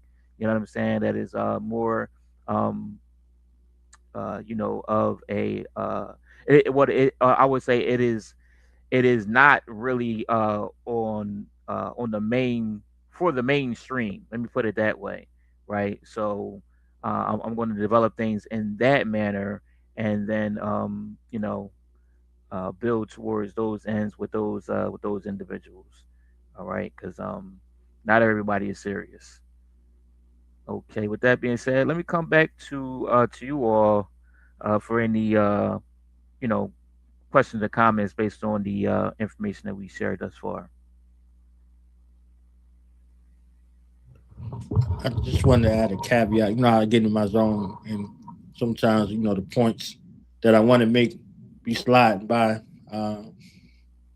The political aspect and the religious aspect that Brother Apollinator was talking about, that's a very old discussion as well. So really leave your religion at home and politics at home. Both of them were shot for that. You look at that life. You look at their lives. That's one of the main reasons why folks was after them in that regard, because when you start to try to unify people under people, that's a space of war, right? So if you look at North Korea versus South Korea, they came together and created a demilitarization zone. But once the ghostly terrorists came into their place, they were at them. North Vietnam and South Vietnam unified in that war space. Somalia unified under that war space. You see what I'm saying? When you have an outside agitator, you'll be like me and Captain Uncaged, we got into it, but somebody else come up talking to him crazy. Me and him gonna have a problem with that. You understand what I'm saying? Like we could settle our, whatever we had going on later in that moment. Rightfully so, we're gonna do what we need to do to eliminate that threat. We could go right back to, whatever we was doing. You see what I'm saying? But everybody hadn't been enculturated like that. So if we aren't putting them situations out there and modeling that sort of example that we want to see as well, we'll fall victim. So, the 9 areas of people activity that Dr. Francis West Wilson and Dr. Nellie Fuller Jr., a peace and blessings be upon them both, talked about was entertainment, education, economics, labor law and politics, religion, sex, and war. Religion, sex, and war is the quadrant that is doing the most optimal damage, apparent and not apparent, in regards to where we are. Religion, sex, and war, the last quadrant, war, that quadrant, the war on our minds, the war on our bodies, the war on our spirits, and the war on our future generation. We have Black people who don't even want to continue on the Black population. They don't even want to continue on the Black population. They don't even want to repeat life. The life that they have, they don't even want to repeat. And they're, in a lot of cases, happy about that. They're popularizing that. Not with nobody from another race either. Just period. With the lives that they quote unquote living. Somebody had to come together in order for them to be. And they don't even honor life enough to repeat it. So the war for the future is at stake on a multitude of levels. So my mapping in regards to what their life was, I heard Dr. Khalid said, I don't want to be nowhere where ain't no women. You understand what I'm saying? And he said, what his enemy's fetishes were. And adopting the enemy fetish in regards to some of these things becomes another thing. And I hadn't seen a lot of people in organization or the like speak against that, Europhile assault either. They'll be like, a love is love, or, it don't matter. What you do in your own bedroom is your own business. And they start making them concessions, not knowing that those concessions become weaponized in a way that eliminate these soldiers from these ranks and this space of what a black future looks like. Right now, it looks intersex. It looks Europhilic, and it looks not clear, right? Not clear. It looks very, very foggy in that regard, and a lot of people don't have any issue with that. They have the judgment free zones because they're trying to fill up their pews. They're trying to fill up their organizational ranks, so they take anybody, regards to that, and with regard to that, and with no regard to what the long term ramifications of that warfare is. You see what I'm saying? Brother El Pollinator could talk about the communicable diseases and the things that they're doing in that regard. You see what I'm saying? So, from a holistic perspective, we're being warred upon. And the war looks more fair seeming in regards to benefit and conquest than it is in actuality for the future. So, I want to add that in real quick while it was still fresh. Yes, sir. Yes, sir. Absolutely. Absolutely. And again, just to add on that really quick, I'm gonna open up to the rest of the journalists. Part of the addition, as far as the physical, but part of the psychological and spiritual warfare, all right, that's constantly being waged against us, and us not recognizing and realizing that that is what's really and truly going on. And so, as Brother Bourne was saying, we're buying into it or making concessions, so on and so forth. As opposed to looking at it for what it is, a continuation in the process of attempting to destroy the black family, right? And buy into aspects of indoctrination, right? And colonization, as far as being enculturalized into the Eurocentric ways of being in life. And that is not our way of being. And in a lot of cases, it is anti-life itself. All right. When you get into the brass and tacks of things, no matter what people may feel, okay, what is a absolute scientific fact is that two of the same sexes, two of the same genders cannot procreate. That's just the fact. End of the day, you know what I'm saying? No matter whatever your feeling is, boop, boop, bop, so on and so forth. At the end of the day, if you want to continue to have families, if you want to continue to have people populating this planet naturally and scientifically, it takes a man and a woman, a male and a female. Okay, this is the simple plane of it. This is the skinny of it, family. So, past whatever ideology or theology or social, political, how whatever your stance is, the on the real deal, scientifically, all right, what the actual factual is, it's only one way. It's only one way, family. So I'm gonna leave it there. But let me open it up for further discussion. We had any additional add-ins from the family? All right, Sister Empress or Brother Pollinator.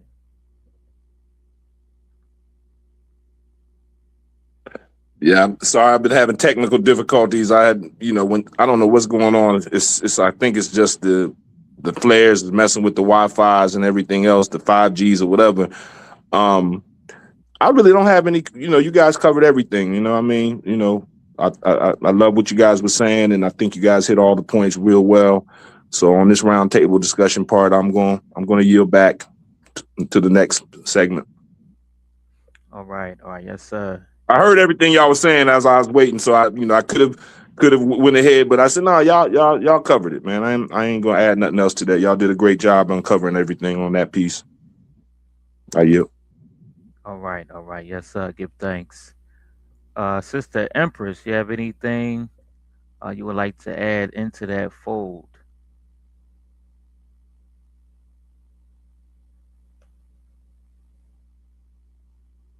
Okay.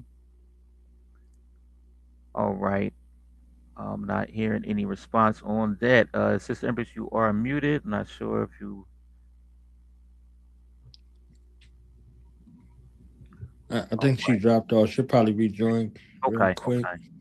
All right, cool, no problem. All right, with that I being do got a said, Nina Simone clip if you wanted to do. I don't know where you was going next. I just want to. oh yeah. Matter of fact, let me hold out on Anita Simone real quick. Let me come because this kind of touches based on some of the things that we were discussing, and so before we segue into Sister Ancestor Empress Nina Simone, let me come to this. Let me come to this clip real quick. Let me go ahead and share my screen. All right, let me get this together. Let me share my screen real quick. Somehow in my third eye, I think you're trying to get me started again. Right? I think somehow in my third eye, first eye, I think you're trying to get me started a little bit. No. You gotta get that penile. That penile gland is activating on you, bro. Yeah. I think he got some CS gas up in here. He about to pop a little CS on him. Oh, Yes, man. sir. All right, let's see what the brother Rissa Islam has to say on this matter. This matter here. Include us in their party. Everyone does not include. Back. Everyone does not include us in their party.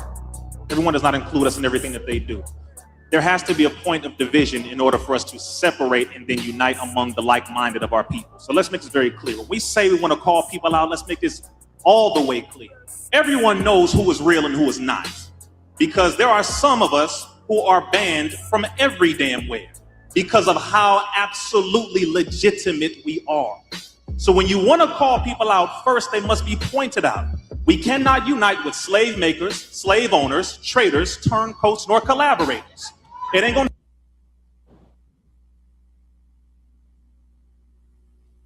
Hopefully we get happen like that. Too many of us are black people with white minds. And so when you put people in front who say they speak for us, but at this point we are still in the same position, if not a little backward from where we were when it comes to our overall progress, I call conspiracy. Now, before anyone says conspiracy theory, conspiracy means when two or more groups, organizations, or individuals come together to do something that is evil and or wicked. It is an absolute conspiracy. You have too many black billionaires and millionaires who do not fund projects for black grassroots organizations to come up out of the condition that we are in. Too many people chasing the bag, but you don't get no damn respect because you sacrifice your people to be included into somebody else's group. So let's stop the nonsense. Cut the cap. In the game. This generation ain't playing with this no more. I want us to all understand this. There is a separation here. The commercialized talking, everyone wants to be soft and talk soft. The enemy doesn't give a damn about nothing you call yourself. You can call yourself a Moor, Hebrew Israelite, you can say black, you can say FBA, all of that. We are considered to them. That's right. That is the very plain, simple reality. If you are a black millionaire, but you can't speak the truth, you are nothing but a rich slave. Right. And I will never trade my place with someone who has a lot of money but no respect for my own people. That's right. Too many of us get comfortable once we get a check and we forget where we came from. Right. And you don't want to even go back around your people because you feel like we're not even worth being around. Right. So at this point, again, this is a nice stage, a wonderful event, but knock it off. Those who are really about this, be about it, so that the enemy can say, you know what, we need to stop playing with these people and give them their real respect. Everyone does not include us in their party. Well, family, I believe that bridges and touches on some of the subject matter that we were just discussing. And interestingly enough, if I'm not mistaken, the way the brother put that, he was talking specifically to some of those people that was on the stage. So, that's what we're talking about, family. We got to start calling this stuff out. You know what I mean? We as ancestor Minister El Haj Malik El Shabazz would say, we got to stop tiptoeing around the tulips, okay? And calling a spade, calling a traitor, calling a radicoon, calling a Negropean, a Negropean. All right, family. So Just in short, I got one more for y'all, and this is in pertaining to the illusion that some might be under as it pertains America, right? And what it truly is, in reality, right? Despite of what is painted at times as far as the narrative that America paints for itself. All right, so let me go ahead and share my screen once again. And Dr. Empress, you back with us? Yep, I am.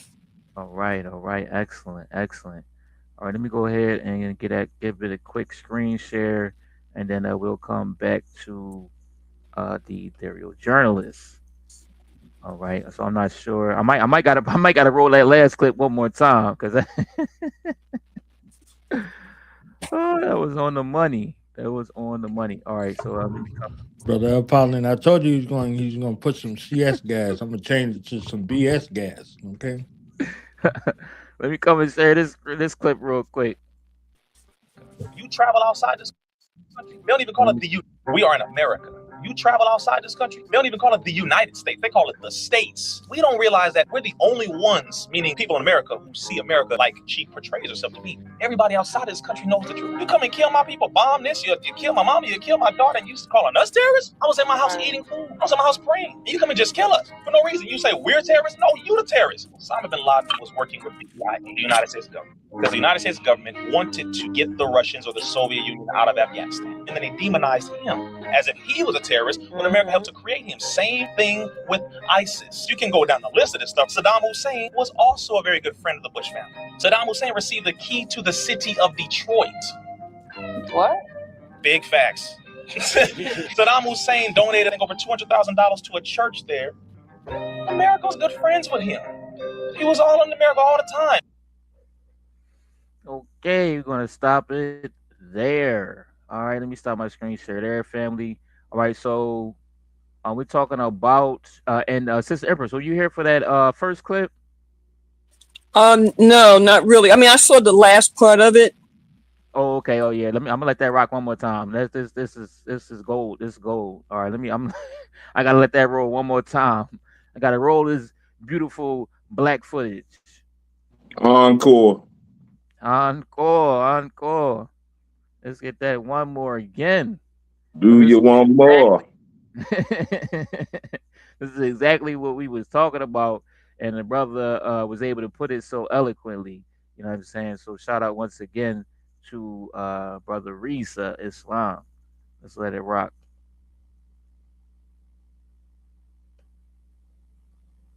We want to call people out. Let's make this all the way clear. Everyone knows who is real and who is not, because there are some of us who are banned from every damn where because of how absolutely legitimate we are. So when you want to call people out, first they must be pointed out. We cannot use. Let me take it back one time, fam. Let me try to take it back from the beginning. Here we go. Everyone does not include us in their party. Everyone does not include us in everything that they do. There has to be a point of division in order for us to separate and then unite among the like-minded of our people. So let's make this very clear. When we say we want to call people out, let's make this all the way clear. Everyone knows who is real and who is not, because there are some of us who are banned from every damn where because of how absolutely legitimate we are. So when you want to call people out, first they must be pointed out. We cannot unite with slave makers, slave owners, traitors, turncoats, nor collaborators. It ain't gonna happen like that. Too many of us are black people with white minds. And so when you put people in front who say they speak for us, but at this point we are still in the same position, if not a little backward from where we were when it comes to our overall progress, I call conspiracy. Now, before anyone says conspiracy theory, conspiracy means when two or more groups, organizations, or individuals come together to do something that is evil and or wicked. It is an absolute conspiracy. You have too many black billionaires and millionaires who do not fund projects for black grassroots organizations to come up out of the condition that we are in. Too many people chasing the bag, but you don't get no damn respect because you sacrifice your people to be included into somebody else's group. So let's stop the nonsense. Cut the cap in the game. This generation ain't playing with this no more. I want us to all understand this. There is a separation here. The commercialized talking, everyone wants to be soft and talk soft. The enemy doesn't give a damn about nothing you call yourself. You can call yourself a Moor, Hebrew Israelite, you can say black, you can say FBA, all of that. We are considered to them. That's right. That is the very plain, simple reality. If you are a black millionaire, but you can't speak the truth, you are nothing but a rich slave. That's right. And I will never trade my place with someone who has a lot of money, but no respect for my own people. That's right. Too many of us get comfortable once we get a check and we forget where we came from. Right. And you don't want to even go back around your people because you feel like we're not even worth being around. Right. So at this point, again, this is a nice stage, a wonderful event, but knock it off. Those who are really about this, be about it, so that the enemy can say, you know what, we need to stop playing with these people and give them their real respect. Everyone does not include us. Let me stop it there, family. Let me stop it there. You know, there's some nice stages, some nice events. You got some nice platforms out here. You know what I'm saying? Everybody's not about that work, though, family. And when you talk about delineation, that's the type of delineation I'm talking about. Getting away from the fakes, the treasonous, the traitors, the saboteurs, the agent provocateurs, and calling them out, point them out. Okay. Hey, I'm gonna have to disagree with you on this one, Captain Uncaged. They are about that working against us. Well, you know, I'm talking about that strong, revolutionary, liberating, and freedom fighting work. You know what I mean? That work of our ancestors. You know, no doubt.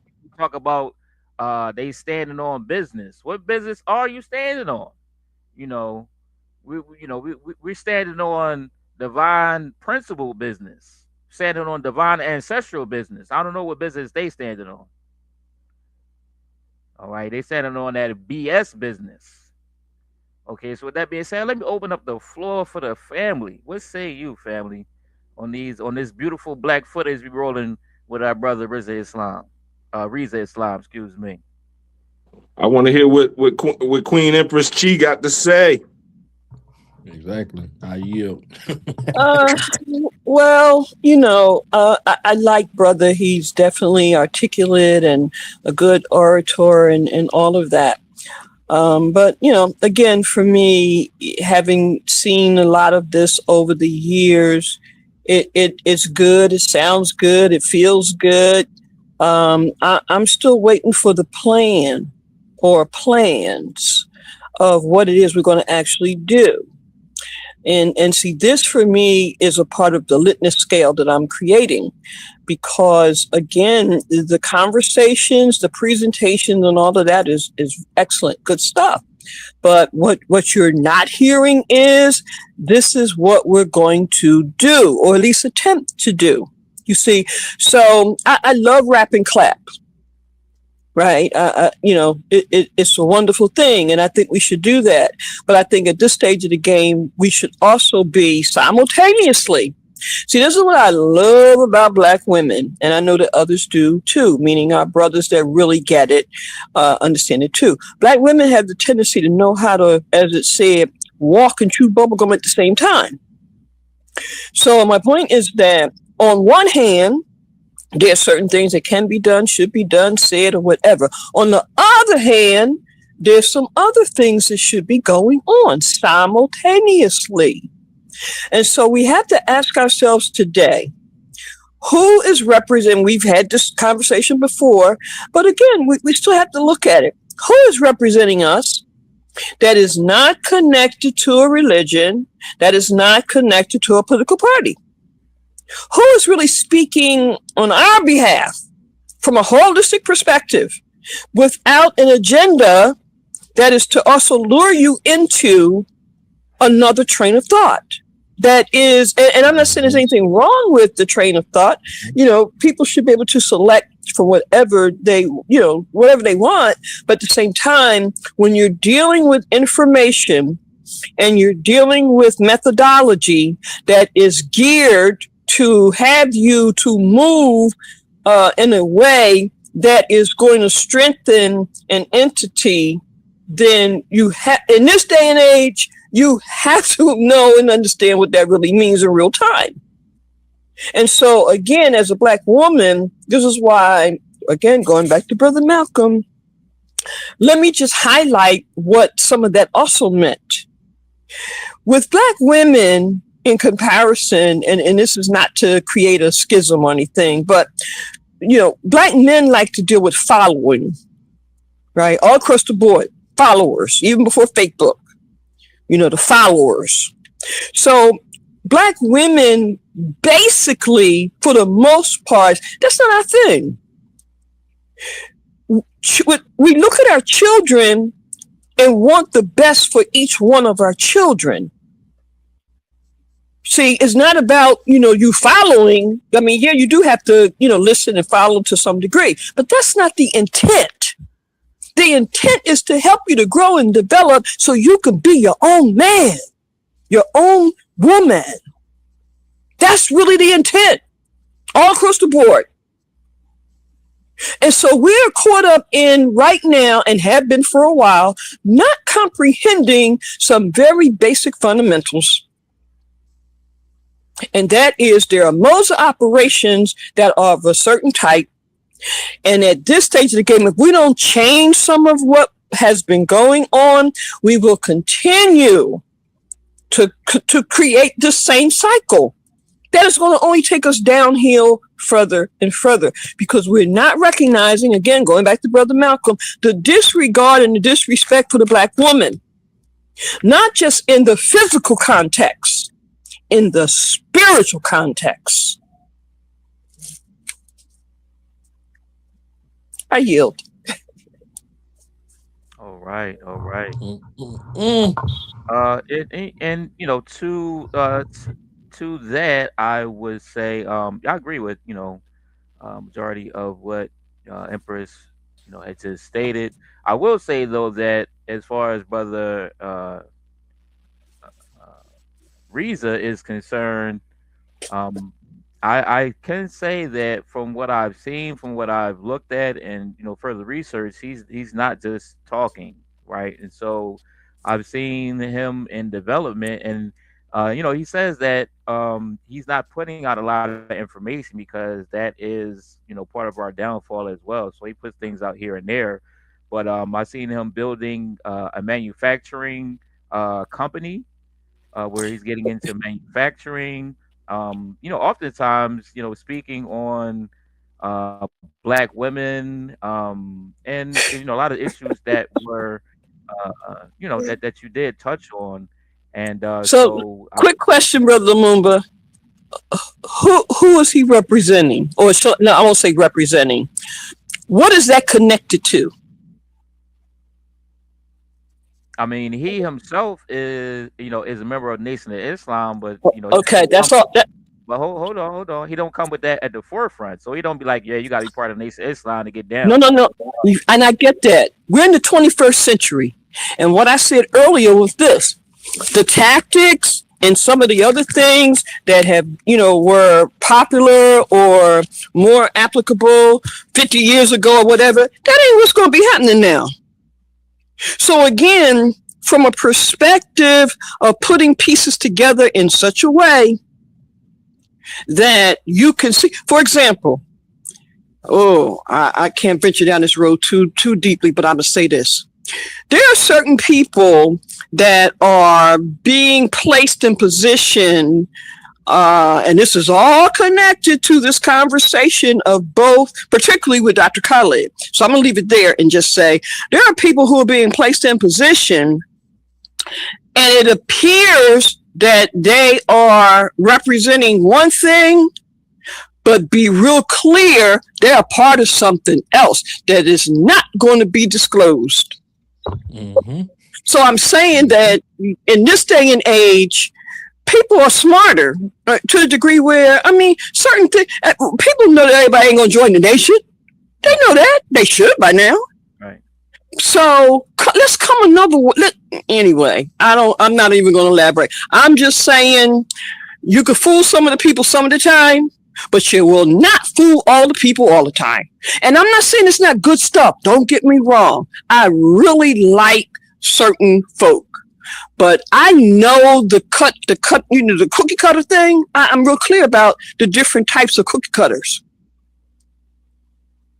Anyway, I'm not going to elaborate on any of that just yet, but I will point out some very key things in the very near future. See, again, as a Black woman, I know that certain things are designed a certain way in order to appeal to you. I'm going to just leave it at that. Agree wholeheartedly. Captain Uncaged, can you put that video back on? You don't have to play it. Can you share screen? I want to show psychological mind job real quick. And the one I just played. Either one. But the one you just played, more especially. Okay. All right. You bring that up. We getting deep. Go ahead, brother boy. We getting deep. We about to get deep. Yeah, I want y'all to see a little bit of how psychological warfare works. Yes.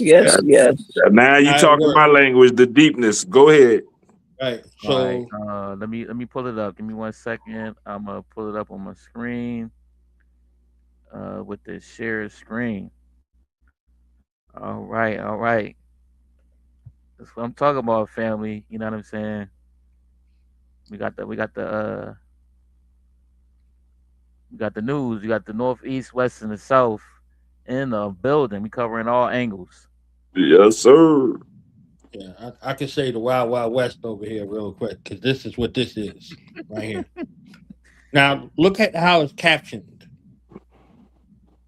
Look at how the short is, okay? The short is promoted. Can you expand that, Captain?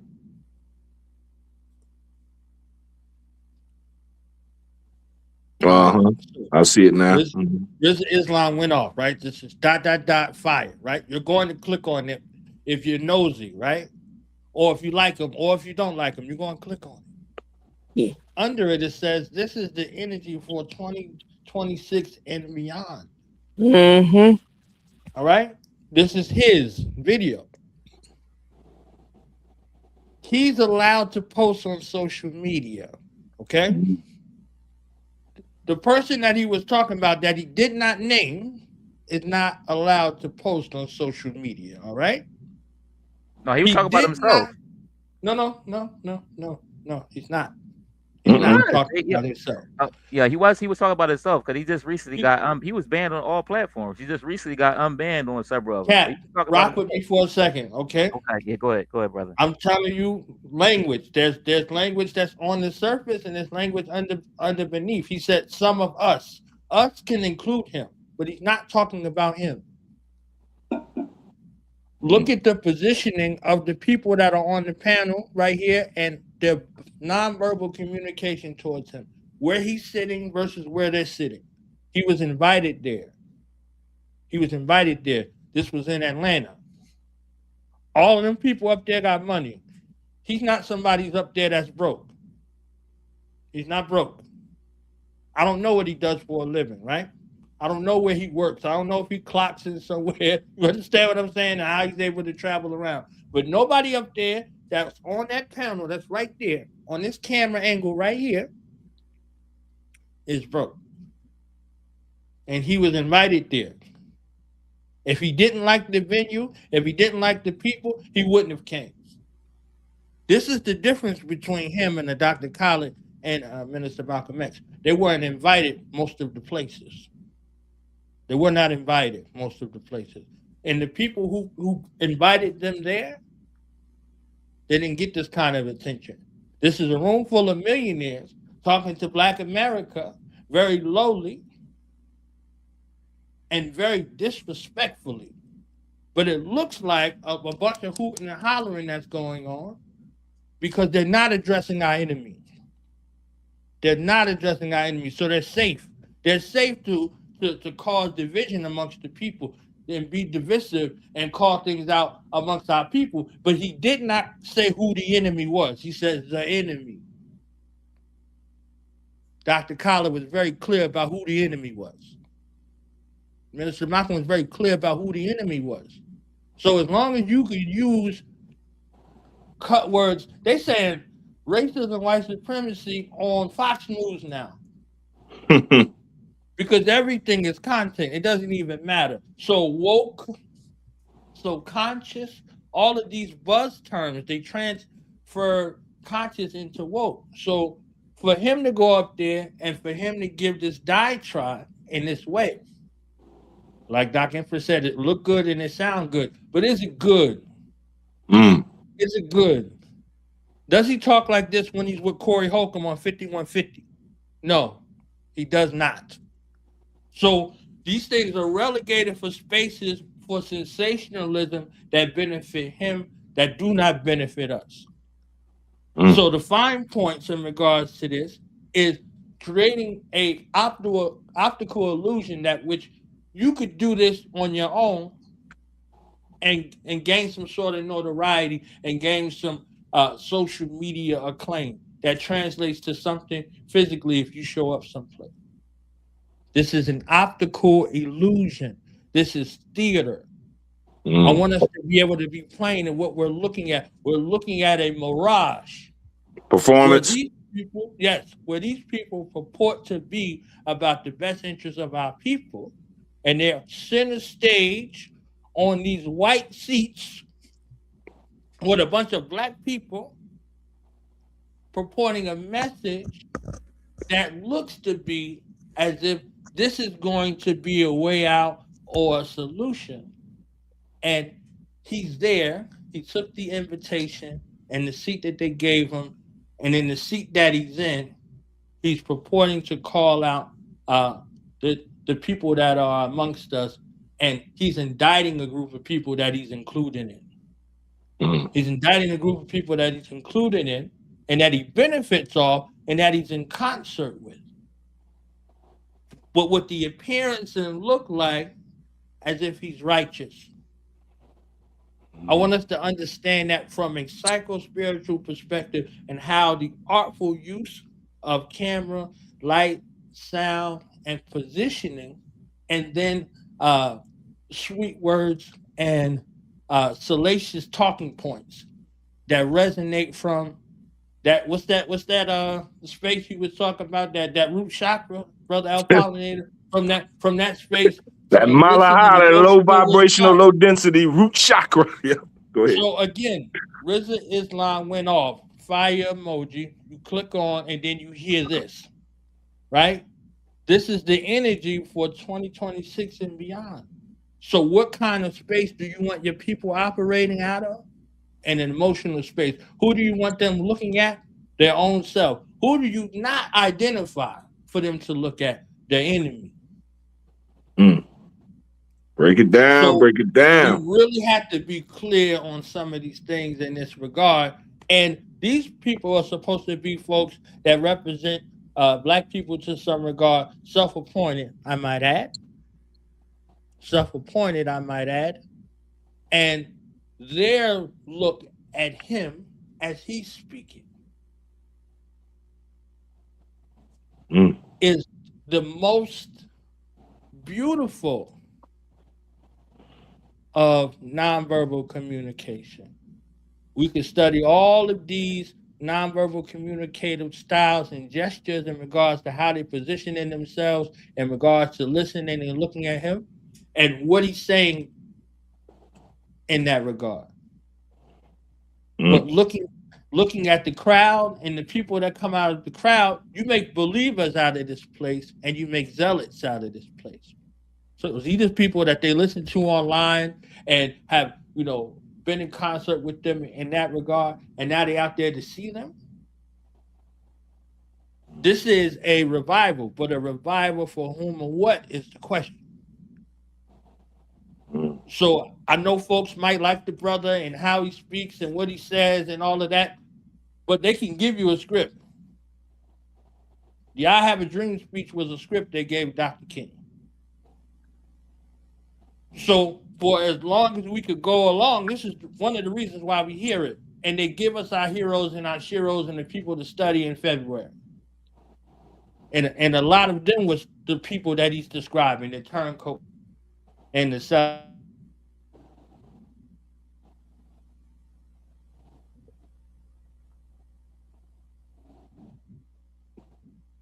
Check 1 2. Oh, Check might check have 1 2. lost, we might have lost. Yo, Okay, There you go. There you go. All right. Yeah, we missed the last because you said can you hear me? yeah, we can hear you now. You cut off at when you were talking about that last point as far as some of the people that he was talking about as far as the turncoats and so forth. Can you hear me? Okay, I know. Can you hear us? Can you hear us? Check. Yeah, I can hear you, Cap. Okay. Yep. Yeah. We lost you for a second. But yeah, you cut off when you was talking about the people who he might have been talking about as far as the turncoats and so forth. Right at the end, you cut off.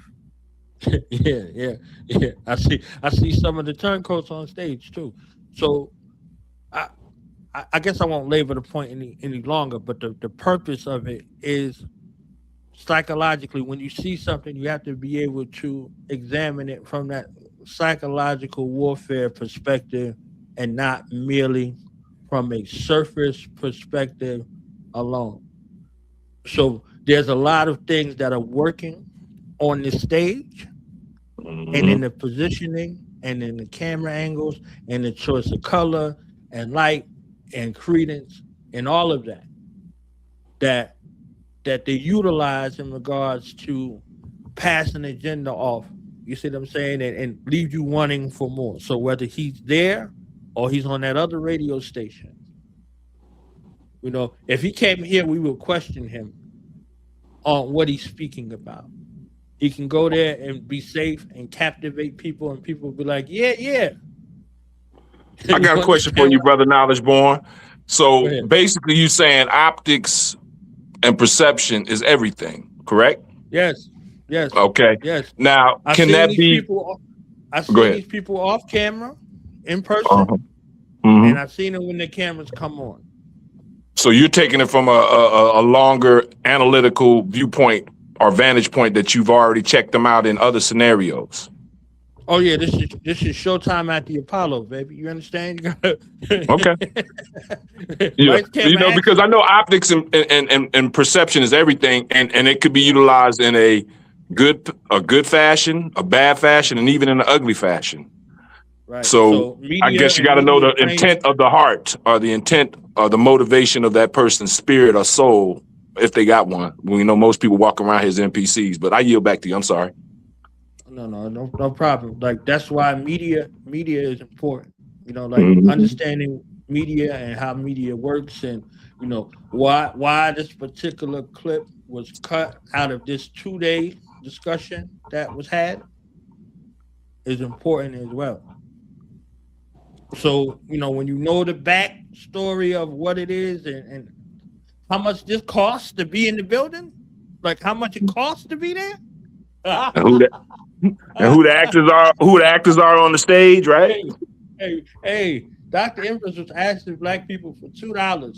Okay, they ain't paid $2 to come up in there. In that movie, Which Way Was Up, when the brother was like, you asked him for a whole lot for $2. Richard Pryor said, with that platinum healing glove that he pulled out, it ain't cost no $2. $2 was to get you up in that place. You understand what I'm saying? So the room was packed, standing room only, for a couple of days, and people paid a whole lot of money for this.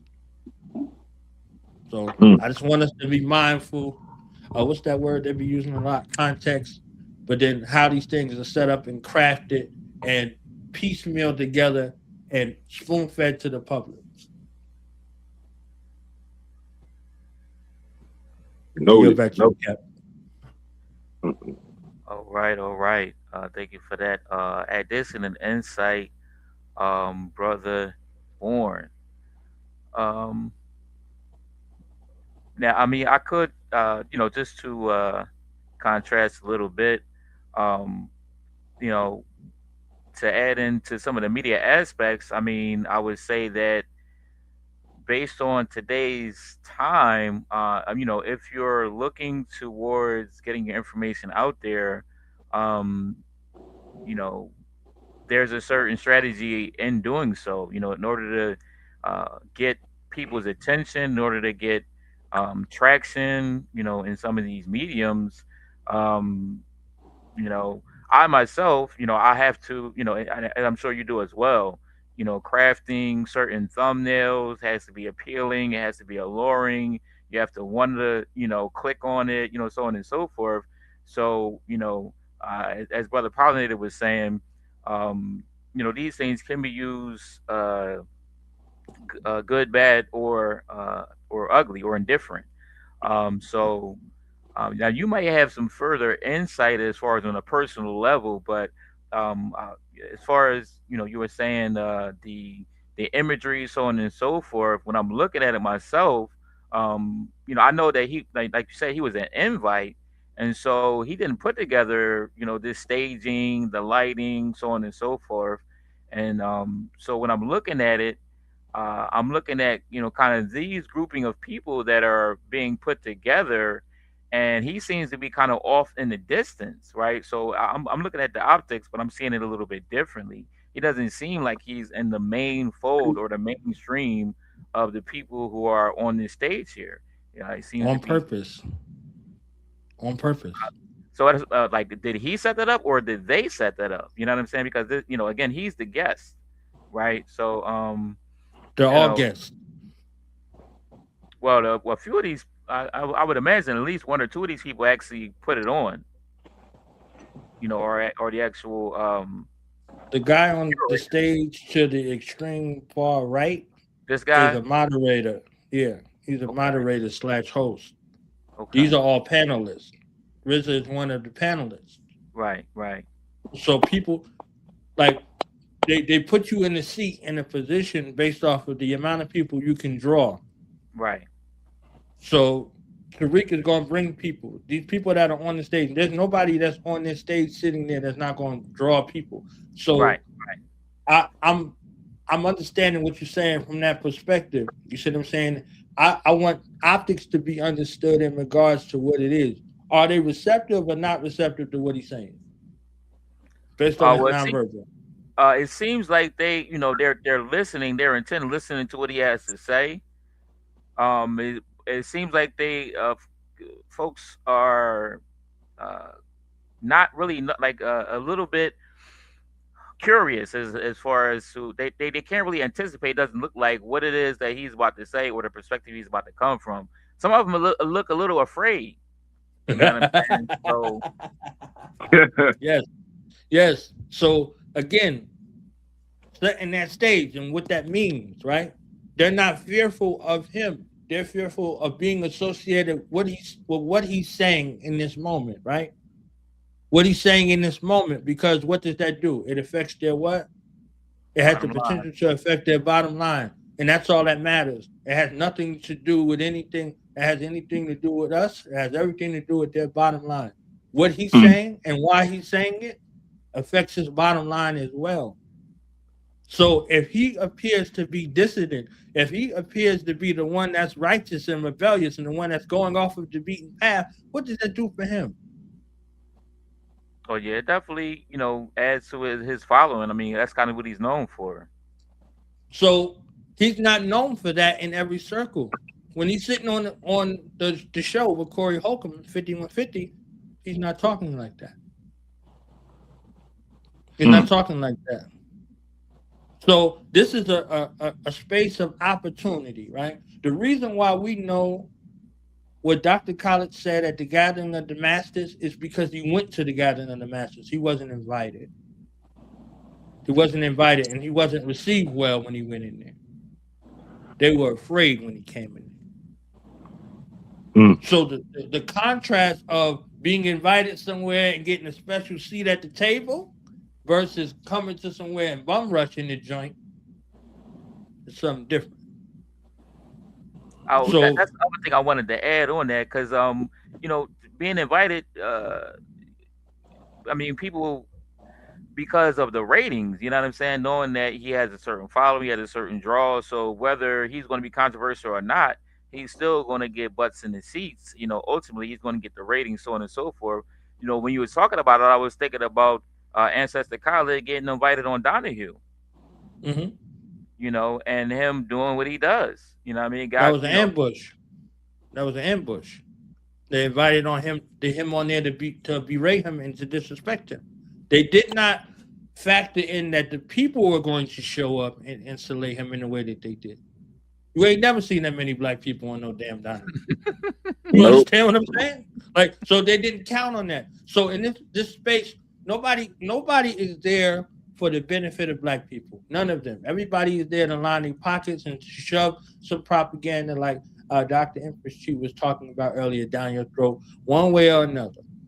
Mm-hmm. One way or another. Well, yeah, I agree with you. That whole Donahue piece wasn't nothing pretty much but a humiliation ritual, and that's how they do when they're ready to go ahead. Yeah, they tried it. Yeah, they tried it. Yeah. That was unsuccessful because he killed that. So all you did was give me some access to the world in that time frame. You understand? Trust me, I've been through one. I've been through a couple of them in the line of work that I've been in, and I sort of humiliated the humiliation ritual and made them look like they were the ones being humiliated because that's what they were setting me up to be.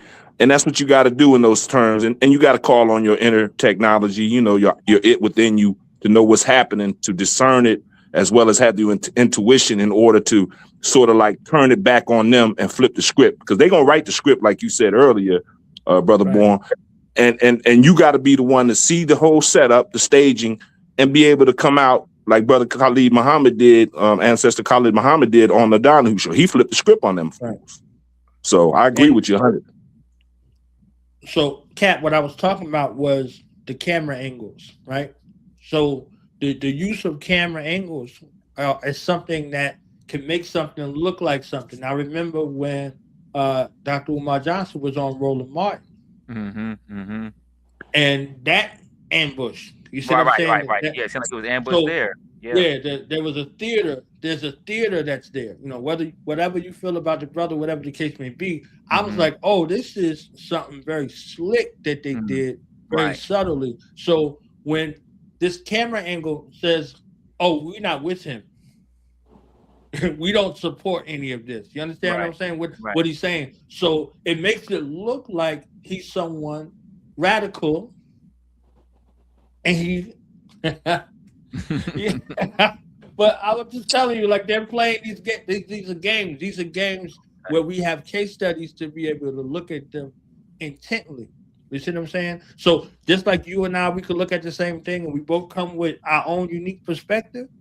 This is necessary to be able to look at it and to see, you know, what agendas are there. You see what I'm saying? So absolutely, his leader is not available, is banned from all social media. His leader. You see what I'm saying? So he said some of us, some of us, to include himself into that. Some of us. So understanding of the language and the subtle nuances of the language and how people are speaking is something that I do well. I'm listening to not what you're saying, what you're not saying, and then how you're saying what you're saying, and why. I want to know why you're saying what you're saying. And what does stand to benefit in this particular case, right? So if you're there and he's talking, and in the other clip, he's talking about Saddam Hussein, right? And bin Laden. Right. The military folks know what that means. We know where they were trained at. Right. You understand? So like that allegiance type of situation doesn't come into question.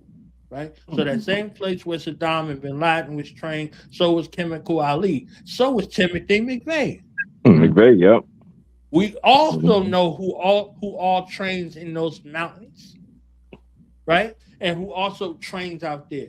So, you know, for the folks who have an insight, who've been to that place for one reason or another, we understand that. But the general public don't know where to put that. What do I do with that information after that?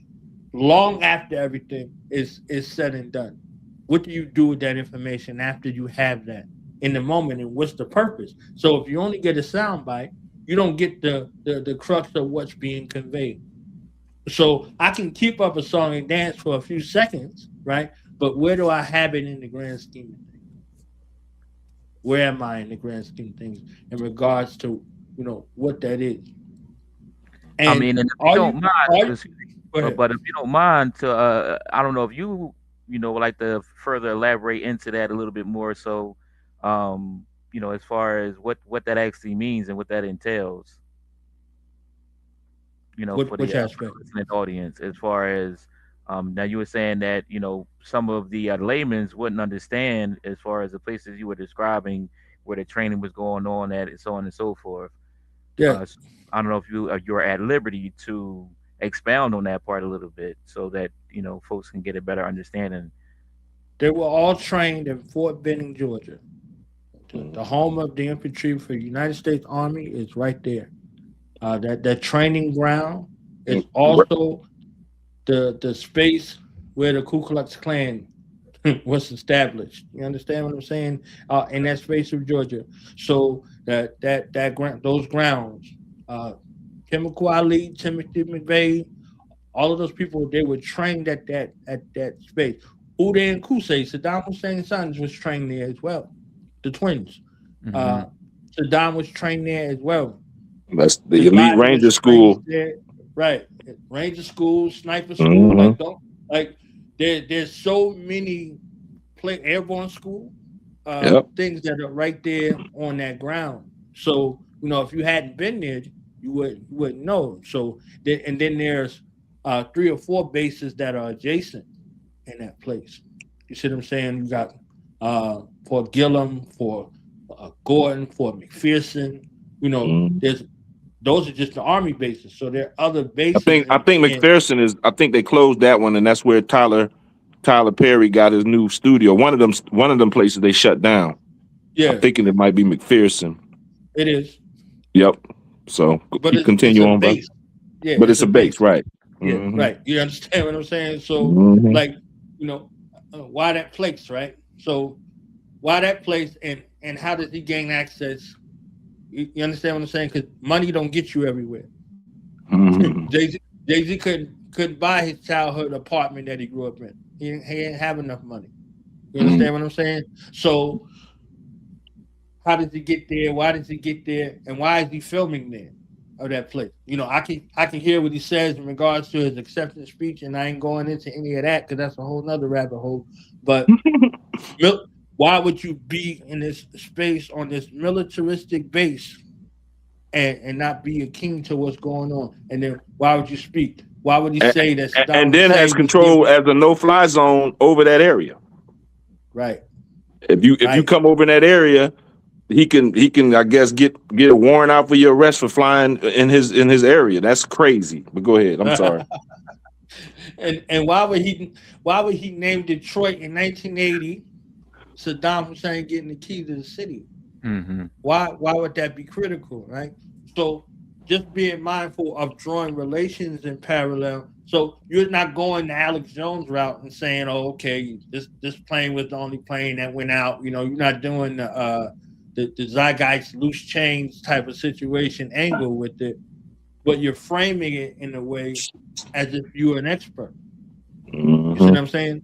So if I'm listening to you as an interviewer, I'm looking at, okay, how are we framing this in this particular context in regards to that? You see what I'm saying? So he said everybody's not doesn't invite us to their party, right?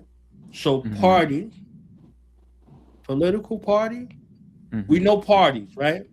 We know parties. So party have a connotation to either be, party and BS like we were talking about earlier, or voting party, or political ideology party. You understand what I'm saying? Or just being a party to what's happening, right? So he's framing things in a way that have ambiguous association. Not clear. Enemy is ambiguous. Enemy is also safe. Not clearly defined. Right. Even though it denotes a space, well, I'm talking about the enemy, whoever our enemies are. That's not helping nobody. That's safe for you.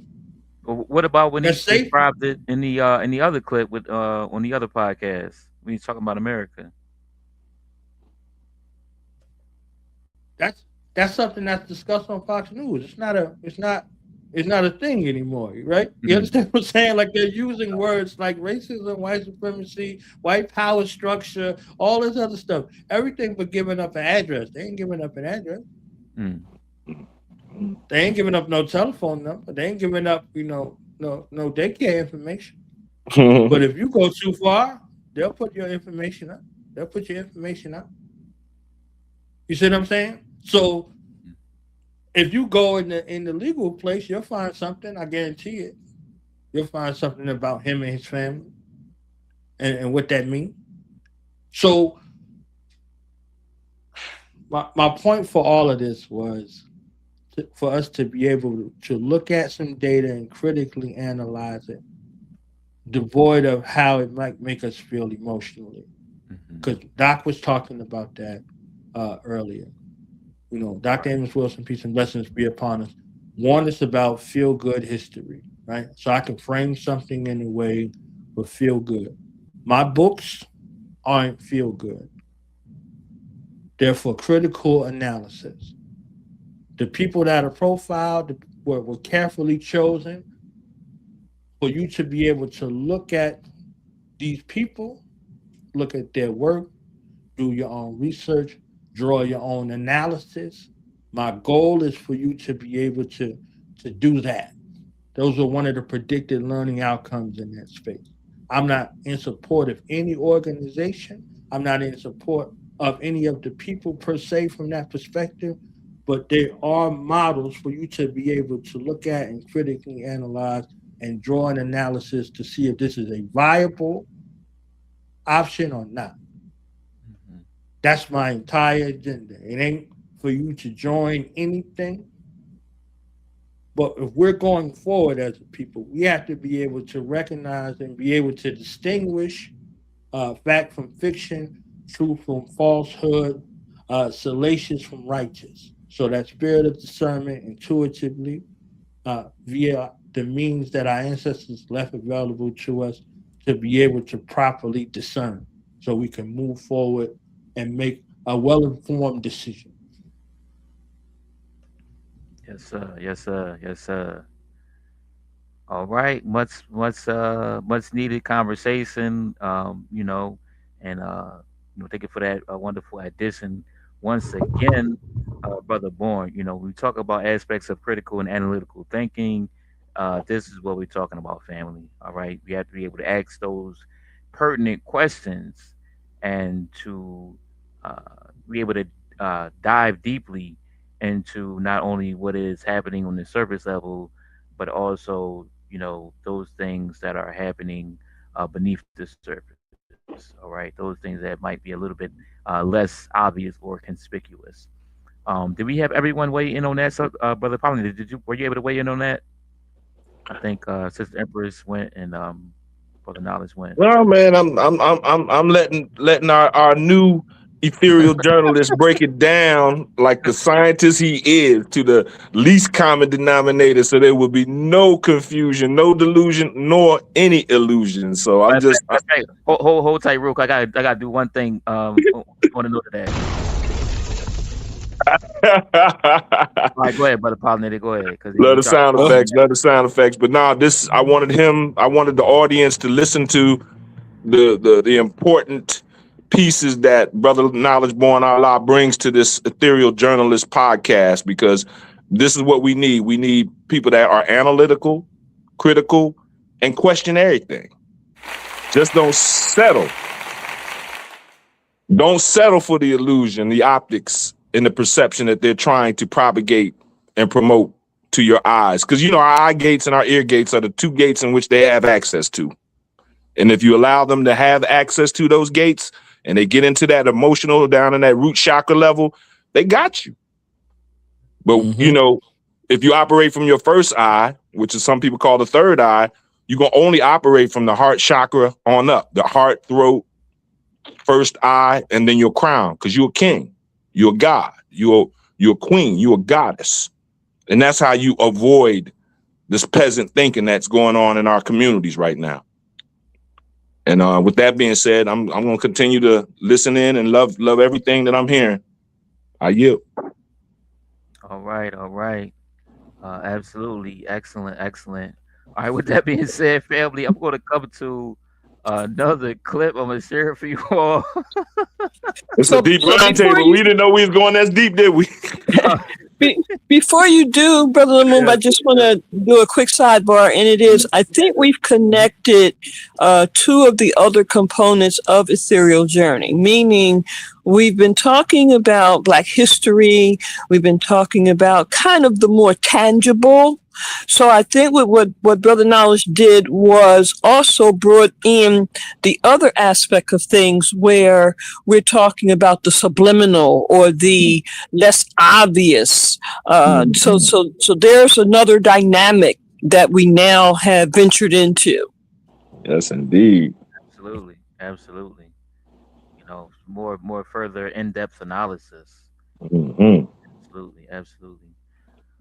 All right, so yeah, much appreciated for that addition, Brother Born, and I'm gonna go here because I love the way it's going. I love what we're doing. So let's take another look, family, and as we know, we just had the recent passing of Reverend Jesse Jackson. So we want to put things into once again proper scope and proper perspective. Now, some might say, Reverend Jesse Jackson, was more militant, was more political as it pertains to Black people, Black nationalism, earlier in his quote unquote career. And he later on began to get more softened or watered down and things of that nature. So I want to play a quick clip here, and then I want to come to you all for some insights into your all's take on this aspect, and if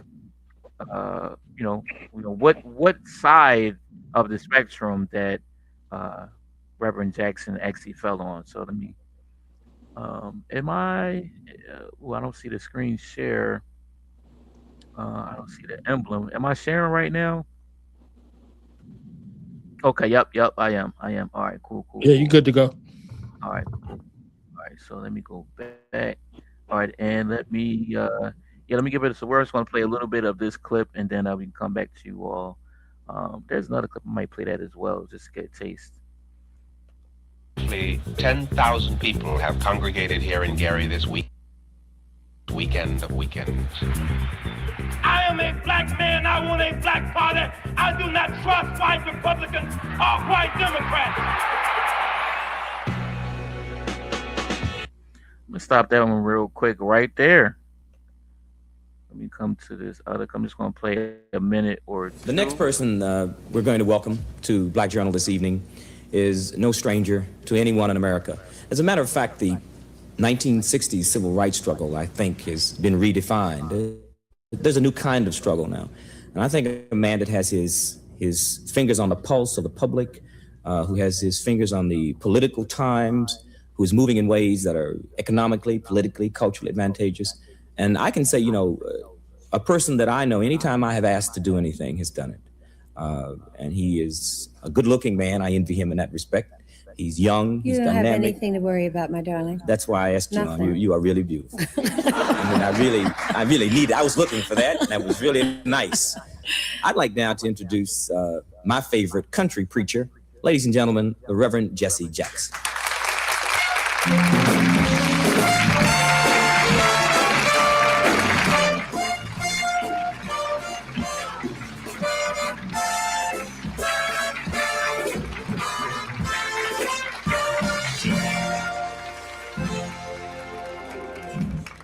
They never did this for a country preacher out in South Carolina.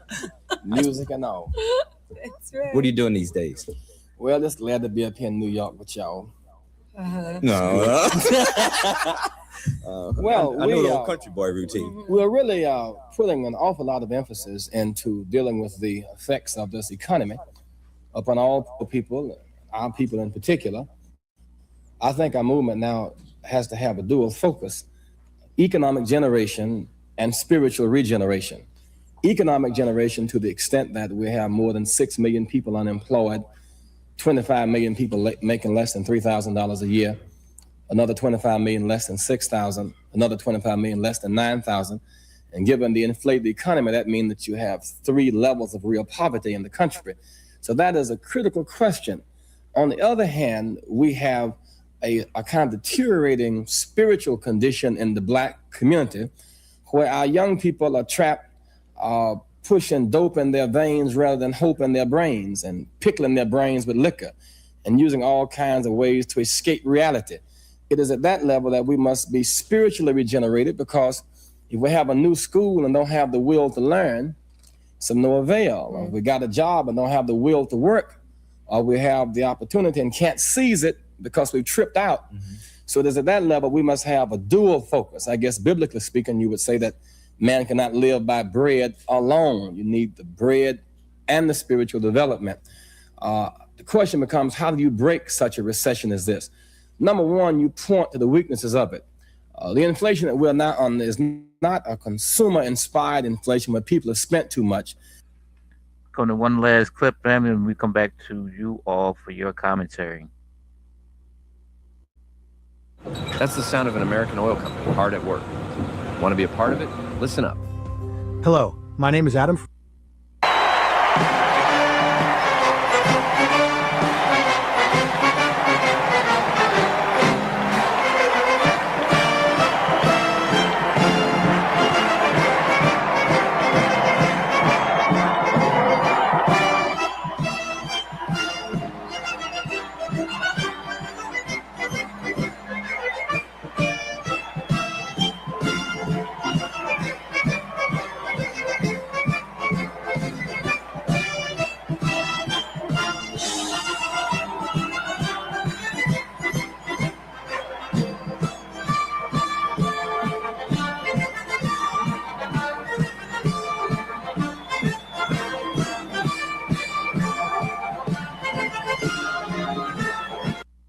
Me over these past months, they have endured pain, anxiety, threat, and fear, but they have been strengthened and made secure by our faith in God, in America, and in you. Your love has protected us and made us strong. To my wife, Jackie, the foundation of our family, to our 5 children whom you met tonight, to my mother, Mrs. Helen Jackson, who is present tonight, and to our grandmother, Mrs. Matilda. All right, let me stop it there, family. Let me stop the screen share there. Okay, I just wanted to show a little bit of the progression of the late Reverend Jesse Jackson. All right, I'll come back to you all for some quick commentary.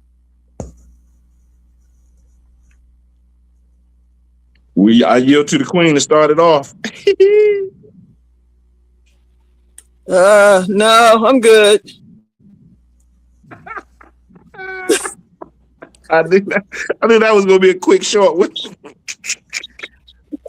Brother Board, I want to bring it to you really quickly because some might say that as I was stating earlier, Reverend Jackson was initially, very much with Black nationalism, so on and so forth. As you heard in the beginning speech, is how he doesn't trust the parties, and then you see him making guest appearances later on certain broadcasts and kind of playing the country bumpkin, and then we, but very quickly moving into more of a reverend type of modality.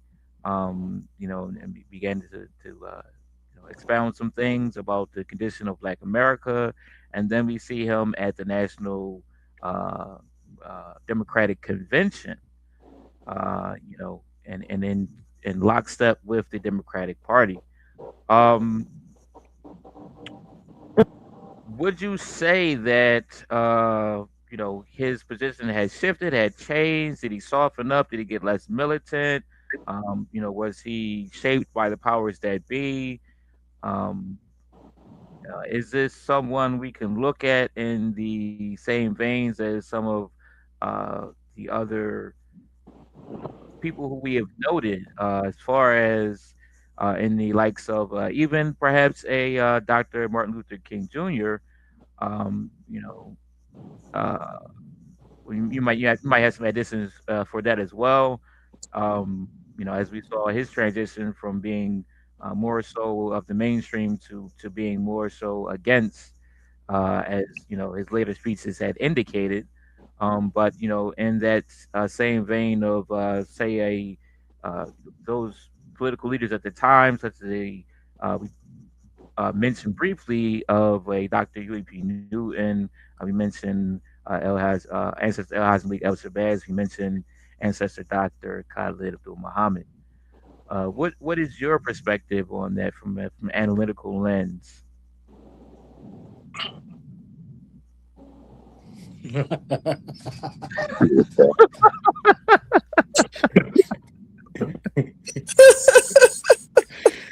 Cap, I'm not messing with you. I'm not messing with you, brother. I'm telling you. You are artful at this. Let me tell you something. Bill Duke will be proud, okay? That scene from Menace to Society, you said you bought the bottle of beer. Hey, my man's Bill Dukes. My man's Bill Dukes. Yeah, he would be proud. I'm telling you. Like, this is how you take control of the scene, all right? You understand? Oh my goodness. Oh man. In your professional opinion. Man. Sound like you're gonna try to be short and sweet on this one.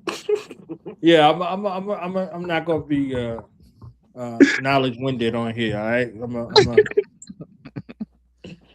Elvis was a hero to most. Okay, but he never meant ish to me. You see, straight out racist. The sucker was simple and plain. Mother F.M. and John Wayne. Okay. P.E. Because I'm black and I'm proud and I'm ready. I'm hyped. Plus I'm amped. Most of my heroes don't appear on no stand.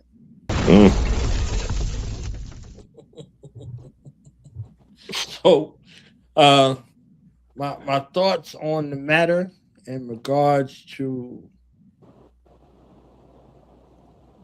this life, I'll tell you that our enemies, when they get a hold of your organization, internally and externally, they choose your successor. And they choose a successor who is more palatable to work with than the former. They chose the successor for Dr. Khalid Abdul Muhammad, peace and blessings be upon him. And he was somebody that they could work with. And they're still working with him. They're still working with him right now. Jesse Jackson was chosen because Dr. King was somebody that they could no longer work with. They wrote it in the papers. They said Dr. King has outlived his usefulness. They put it in the paper. They put it in the paper. So they chose his successor. They chose his successor. And his successor went from this country bumpkin preacher that he's talking about to running for the highest state in the nation, the highest office in the nation, to try to be the CEO of the corporation, not once but twice. So less militant, less black, less any of this overtime, this, that. When you get chosen, you get chosen. Right. When they fund you, when they give you grants, when they push you as a Rhodes Scholar, or like when they start doing things like this, when they start pushing these things and pushing you in the forefront. There ain't but one man I know that they funded his education for him to get his doctorate degree. That wasn't one who turned his back on us. This man we've been discussing all night. So there is a handshake and a space of obligation to who funds you, who funds your study, who funds your research, who funds you. You are in concert with them. You know, that's a clean word. You in bed with them is a real word, and you never get out of that bed. You never get out of that bed once you're in that bed. They groom you, then they handle you. The handlers, right? So a man who was on the balcony at the Lorraine Motel who put Dr. King's blood on his face. I don't want us to ever forget that. I don't want us to ever forget that ever in life. Wow. The flights were shut down out of Memphis. How did he make it back to Chicago to speak the next day? He make it. Was he on a Bin Laden plane? Like the Bin Laden's family was the only flight that was out?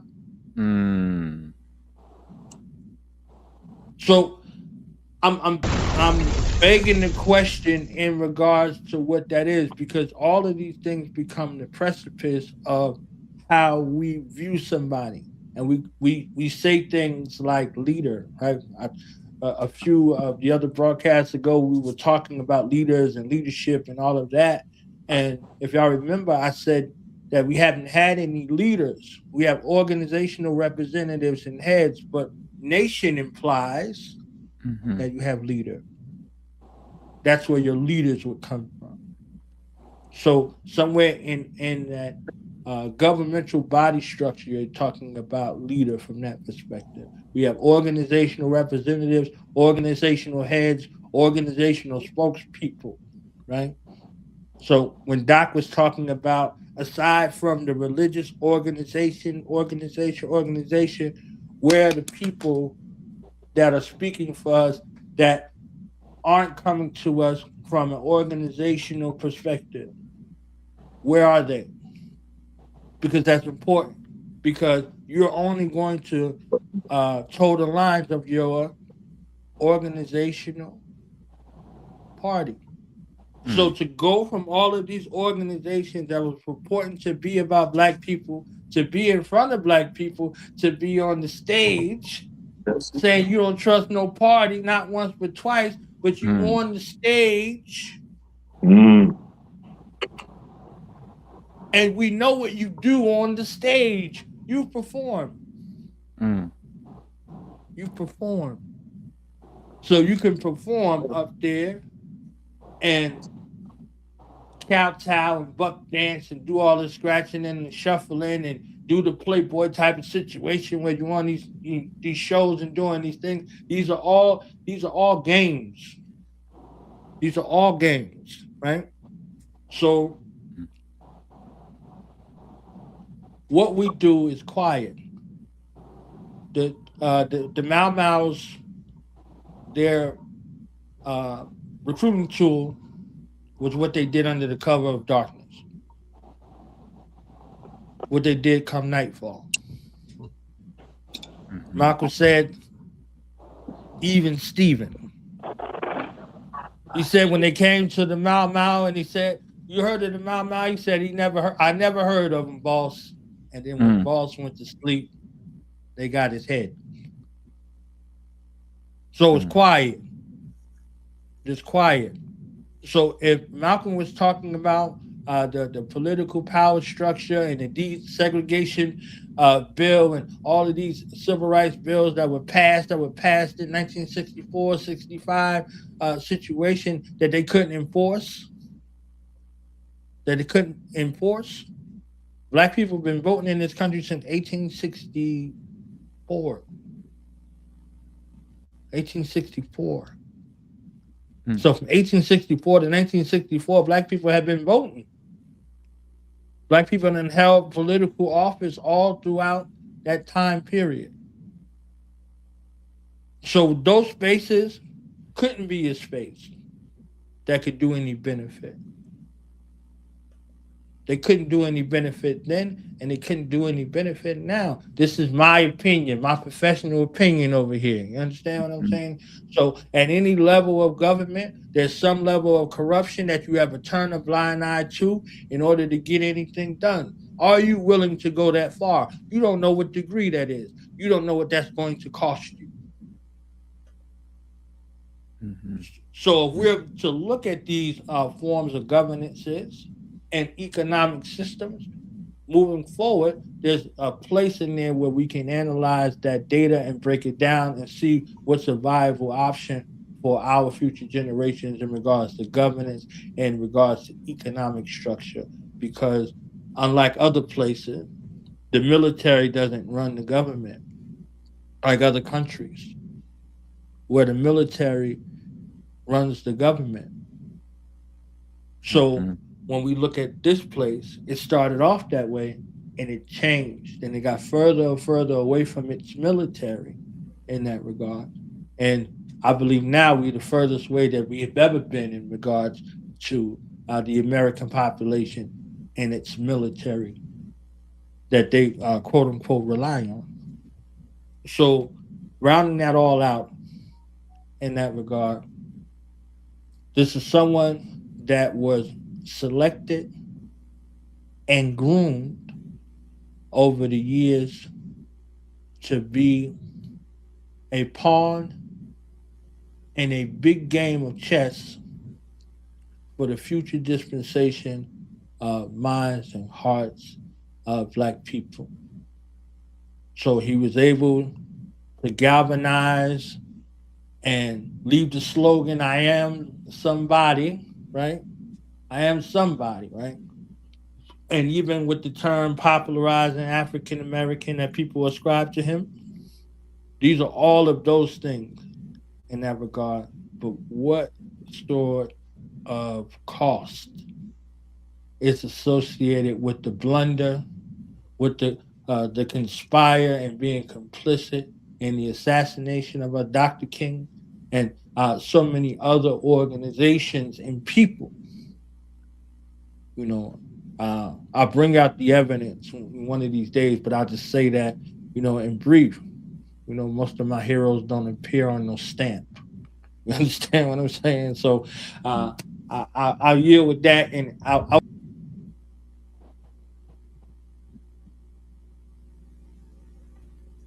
did we? Okay. You got back. You back. Yeah, just careful as I could be in that regard for that. So I yield with that right there. Yes, sir. Yes, sir. All Okay, right. quick point of clarity. So the ratification for, and note, for Black men to vote was 1870. Just for point of clarity. So Black women still could not vote then, by the way. Empress, you better tell them. Tell them twice. 1870. Okay? 1870, tell them twice. So, yeah. That's an interesting year too, Sister Chi, because a lot of HBCUs, ironically, were started right around that time, 1870. I know the one I went to, Benedict College, was started by Bathsheba Benedict, a white Southern woman minister that, you know, started Benedict College. And we know the word Benedict means blessed one. So she was the one that actually started, and it was initially a colored school for preachers and teachers. And right around that time, 1870, when I guess they started giving us a little chance to vote, or whatever you want to call it.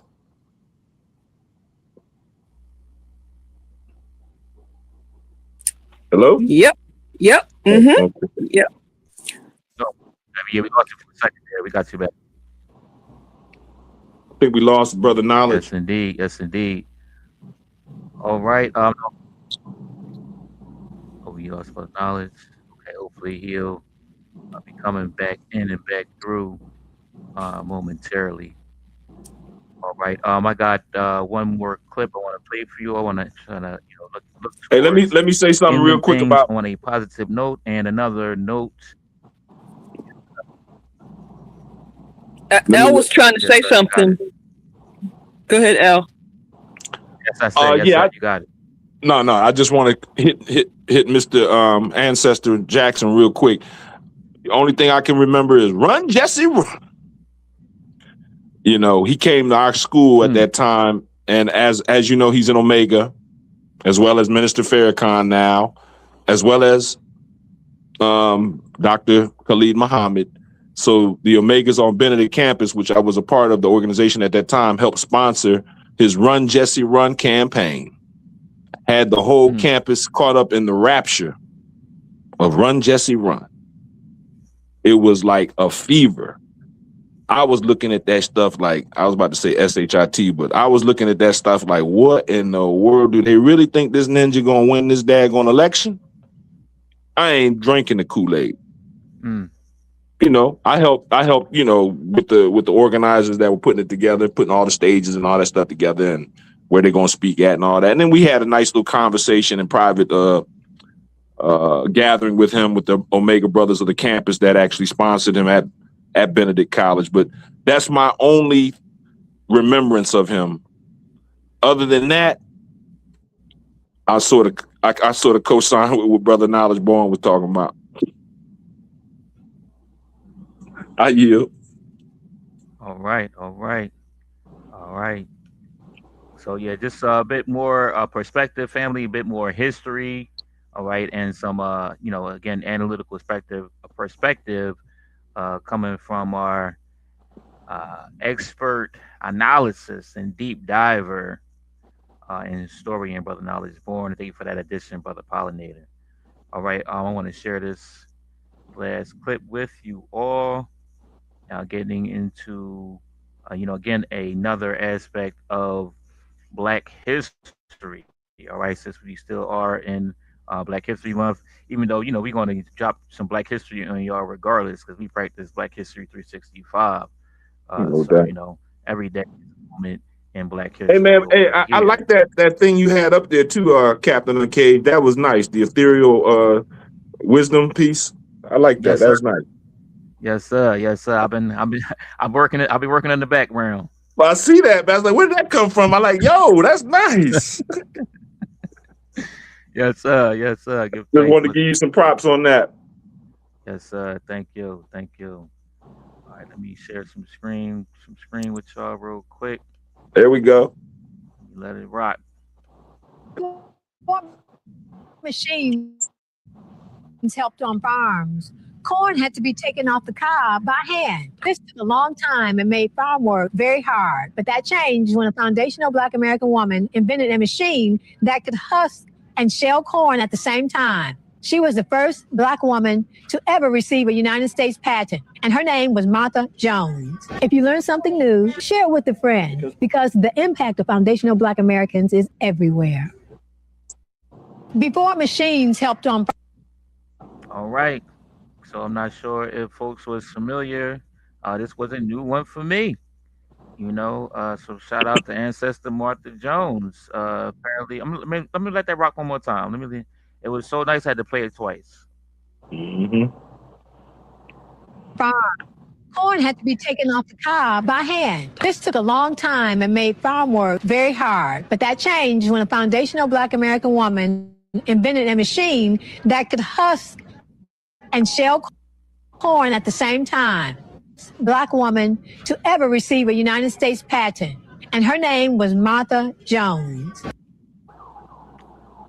All right, the first Black woman to receive a U.S. patent for the corn shucker. You know, the automatic corn shucker machine. Okay, Ancestor Martha Jones, triple salute. All right. Is that where they get shuck and jive from? The corn shucker invention? Shuck and jive. There was a process. There was a process to shucking corn. You know what I mean? That you know, kind of looked like a dance almost. So you know, once you got to the rhythm of shucking, you know. But yeah, that's where the jive part came in. That, you know, the kind of that type of form of repetition. You know what I'm saying? You know, that kind of dance that went along with that. So Yes, with the sir. shuck. Yes, sir. But I figured that. Sister Martha, she was no sucker or Java. She said, "I'm gonna get a machine to do that." I'm tired of this slave madness. She wasn't a slave when she did that, was she? I do not believe so. Okay. Judging by her attire here, looks like this was a little bit of time after the quote unquote Emancipation Proclamation. I will dig in and do a little bit more research on that though, but I had to bring Cool. that once I found it and share that with the family and the listening audience. All right, so Cool. um, big ups, hail ups, and shout out to ancestor Martha Jones. The first black woman to be able to receive a U.S. patent, all right, and to invent such an incredible and innovative invention, all right.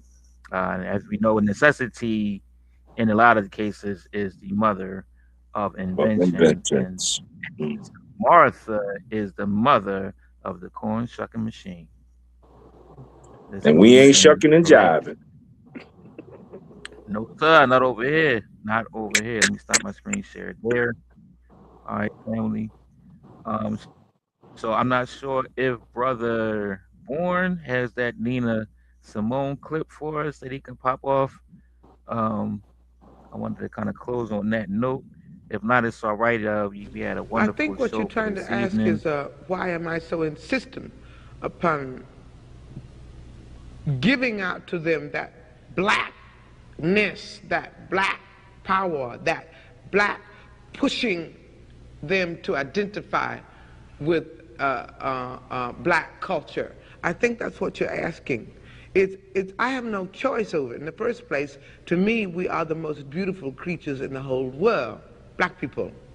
I mean, and I mean that in every sense, outside and inside.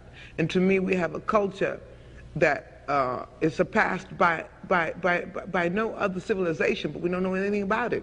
So again, I think I've said this before in the same interview. I think at some time before, my job is to somehow make them curious enough or persuade them by hook or crook to get more aware of themselves and where they came from and what they are into and what is already there, and just to bring it out.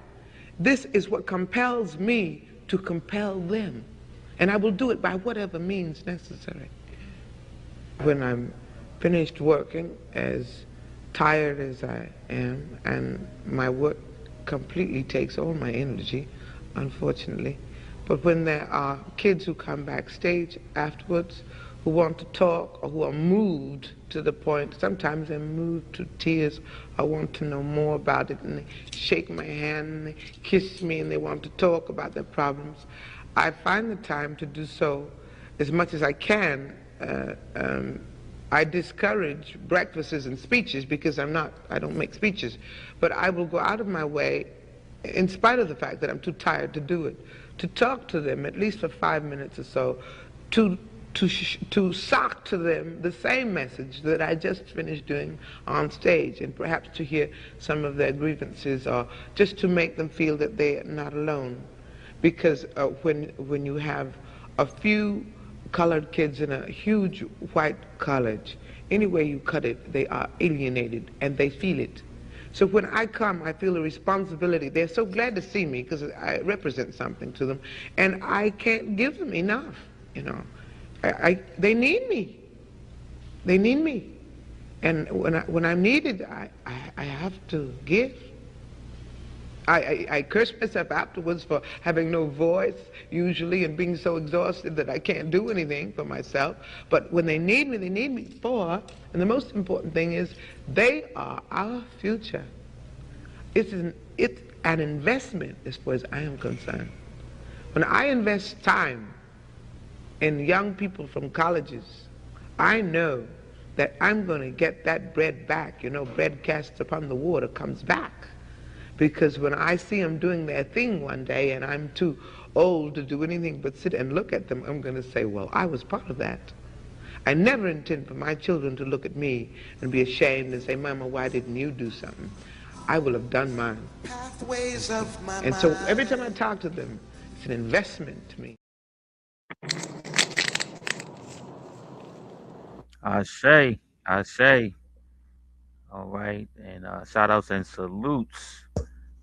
All right, on the wonderful expose from ancestor Empress Saint Nina Simone. All right, family. And with that, we are getting ready to close the program out for this evening.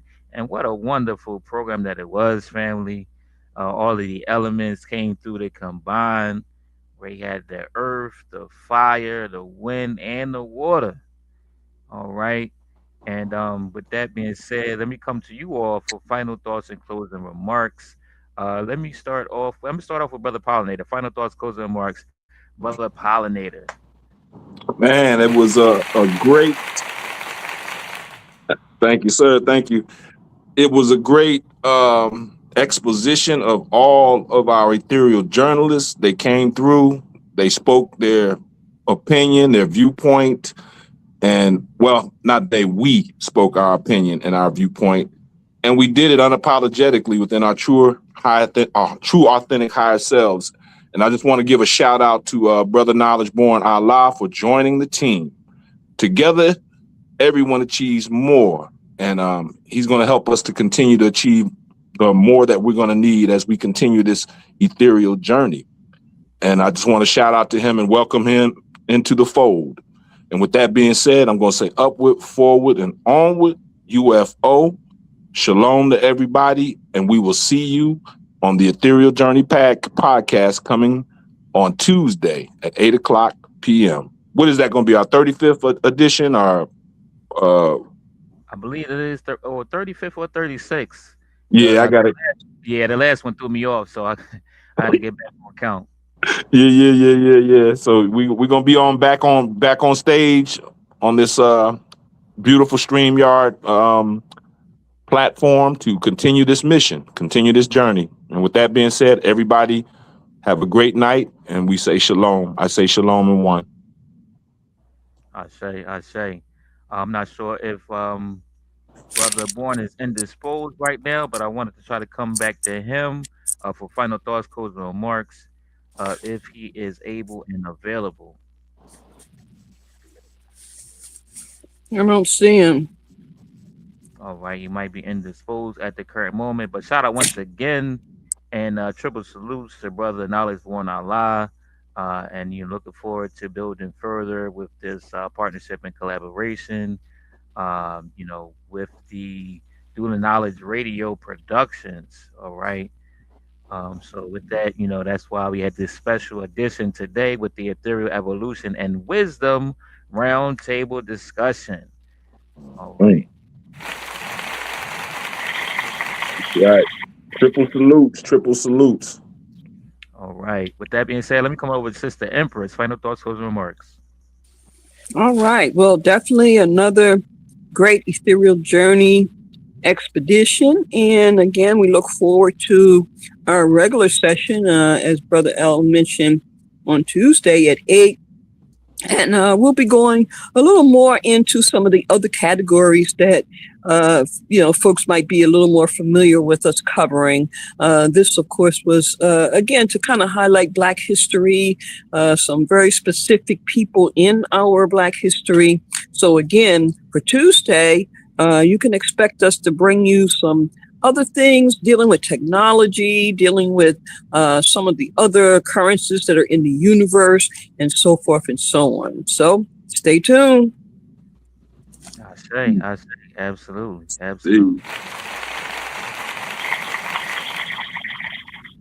All right, family. With that being said, we're getting ready to close out for this evening.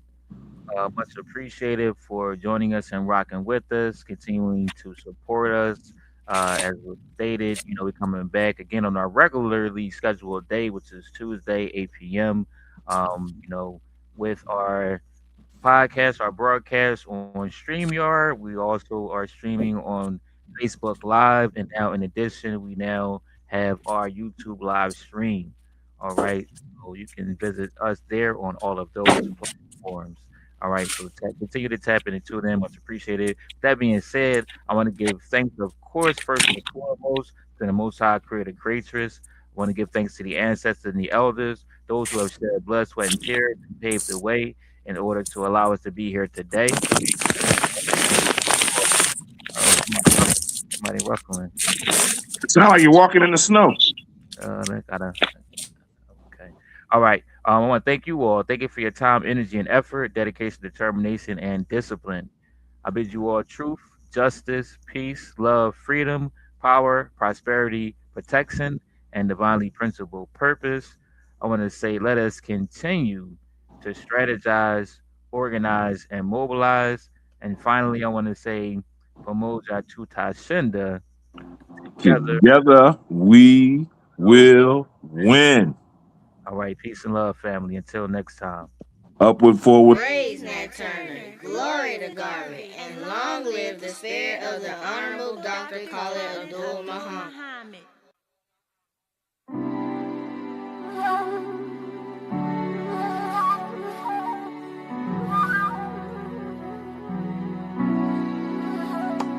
Oh, say, can you see white folks oppressing me as they spew for their lives and plan my people's demise? Whose broad stripes and bright stars represent all the scars inflicted on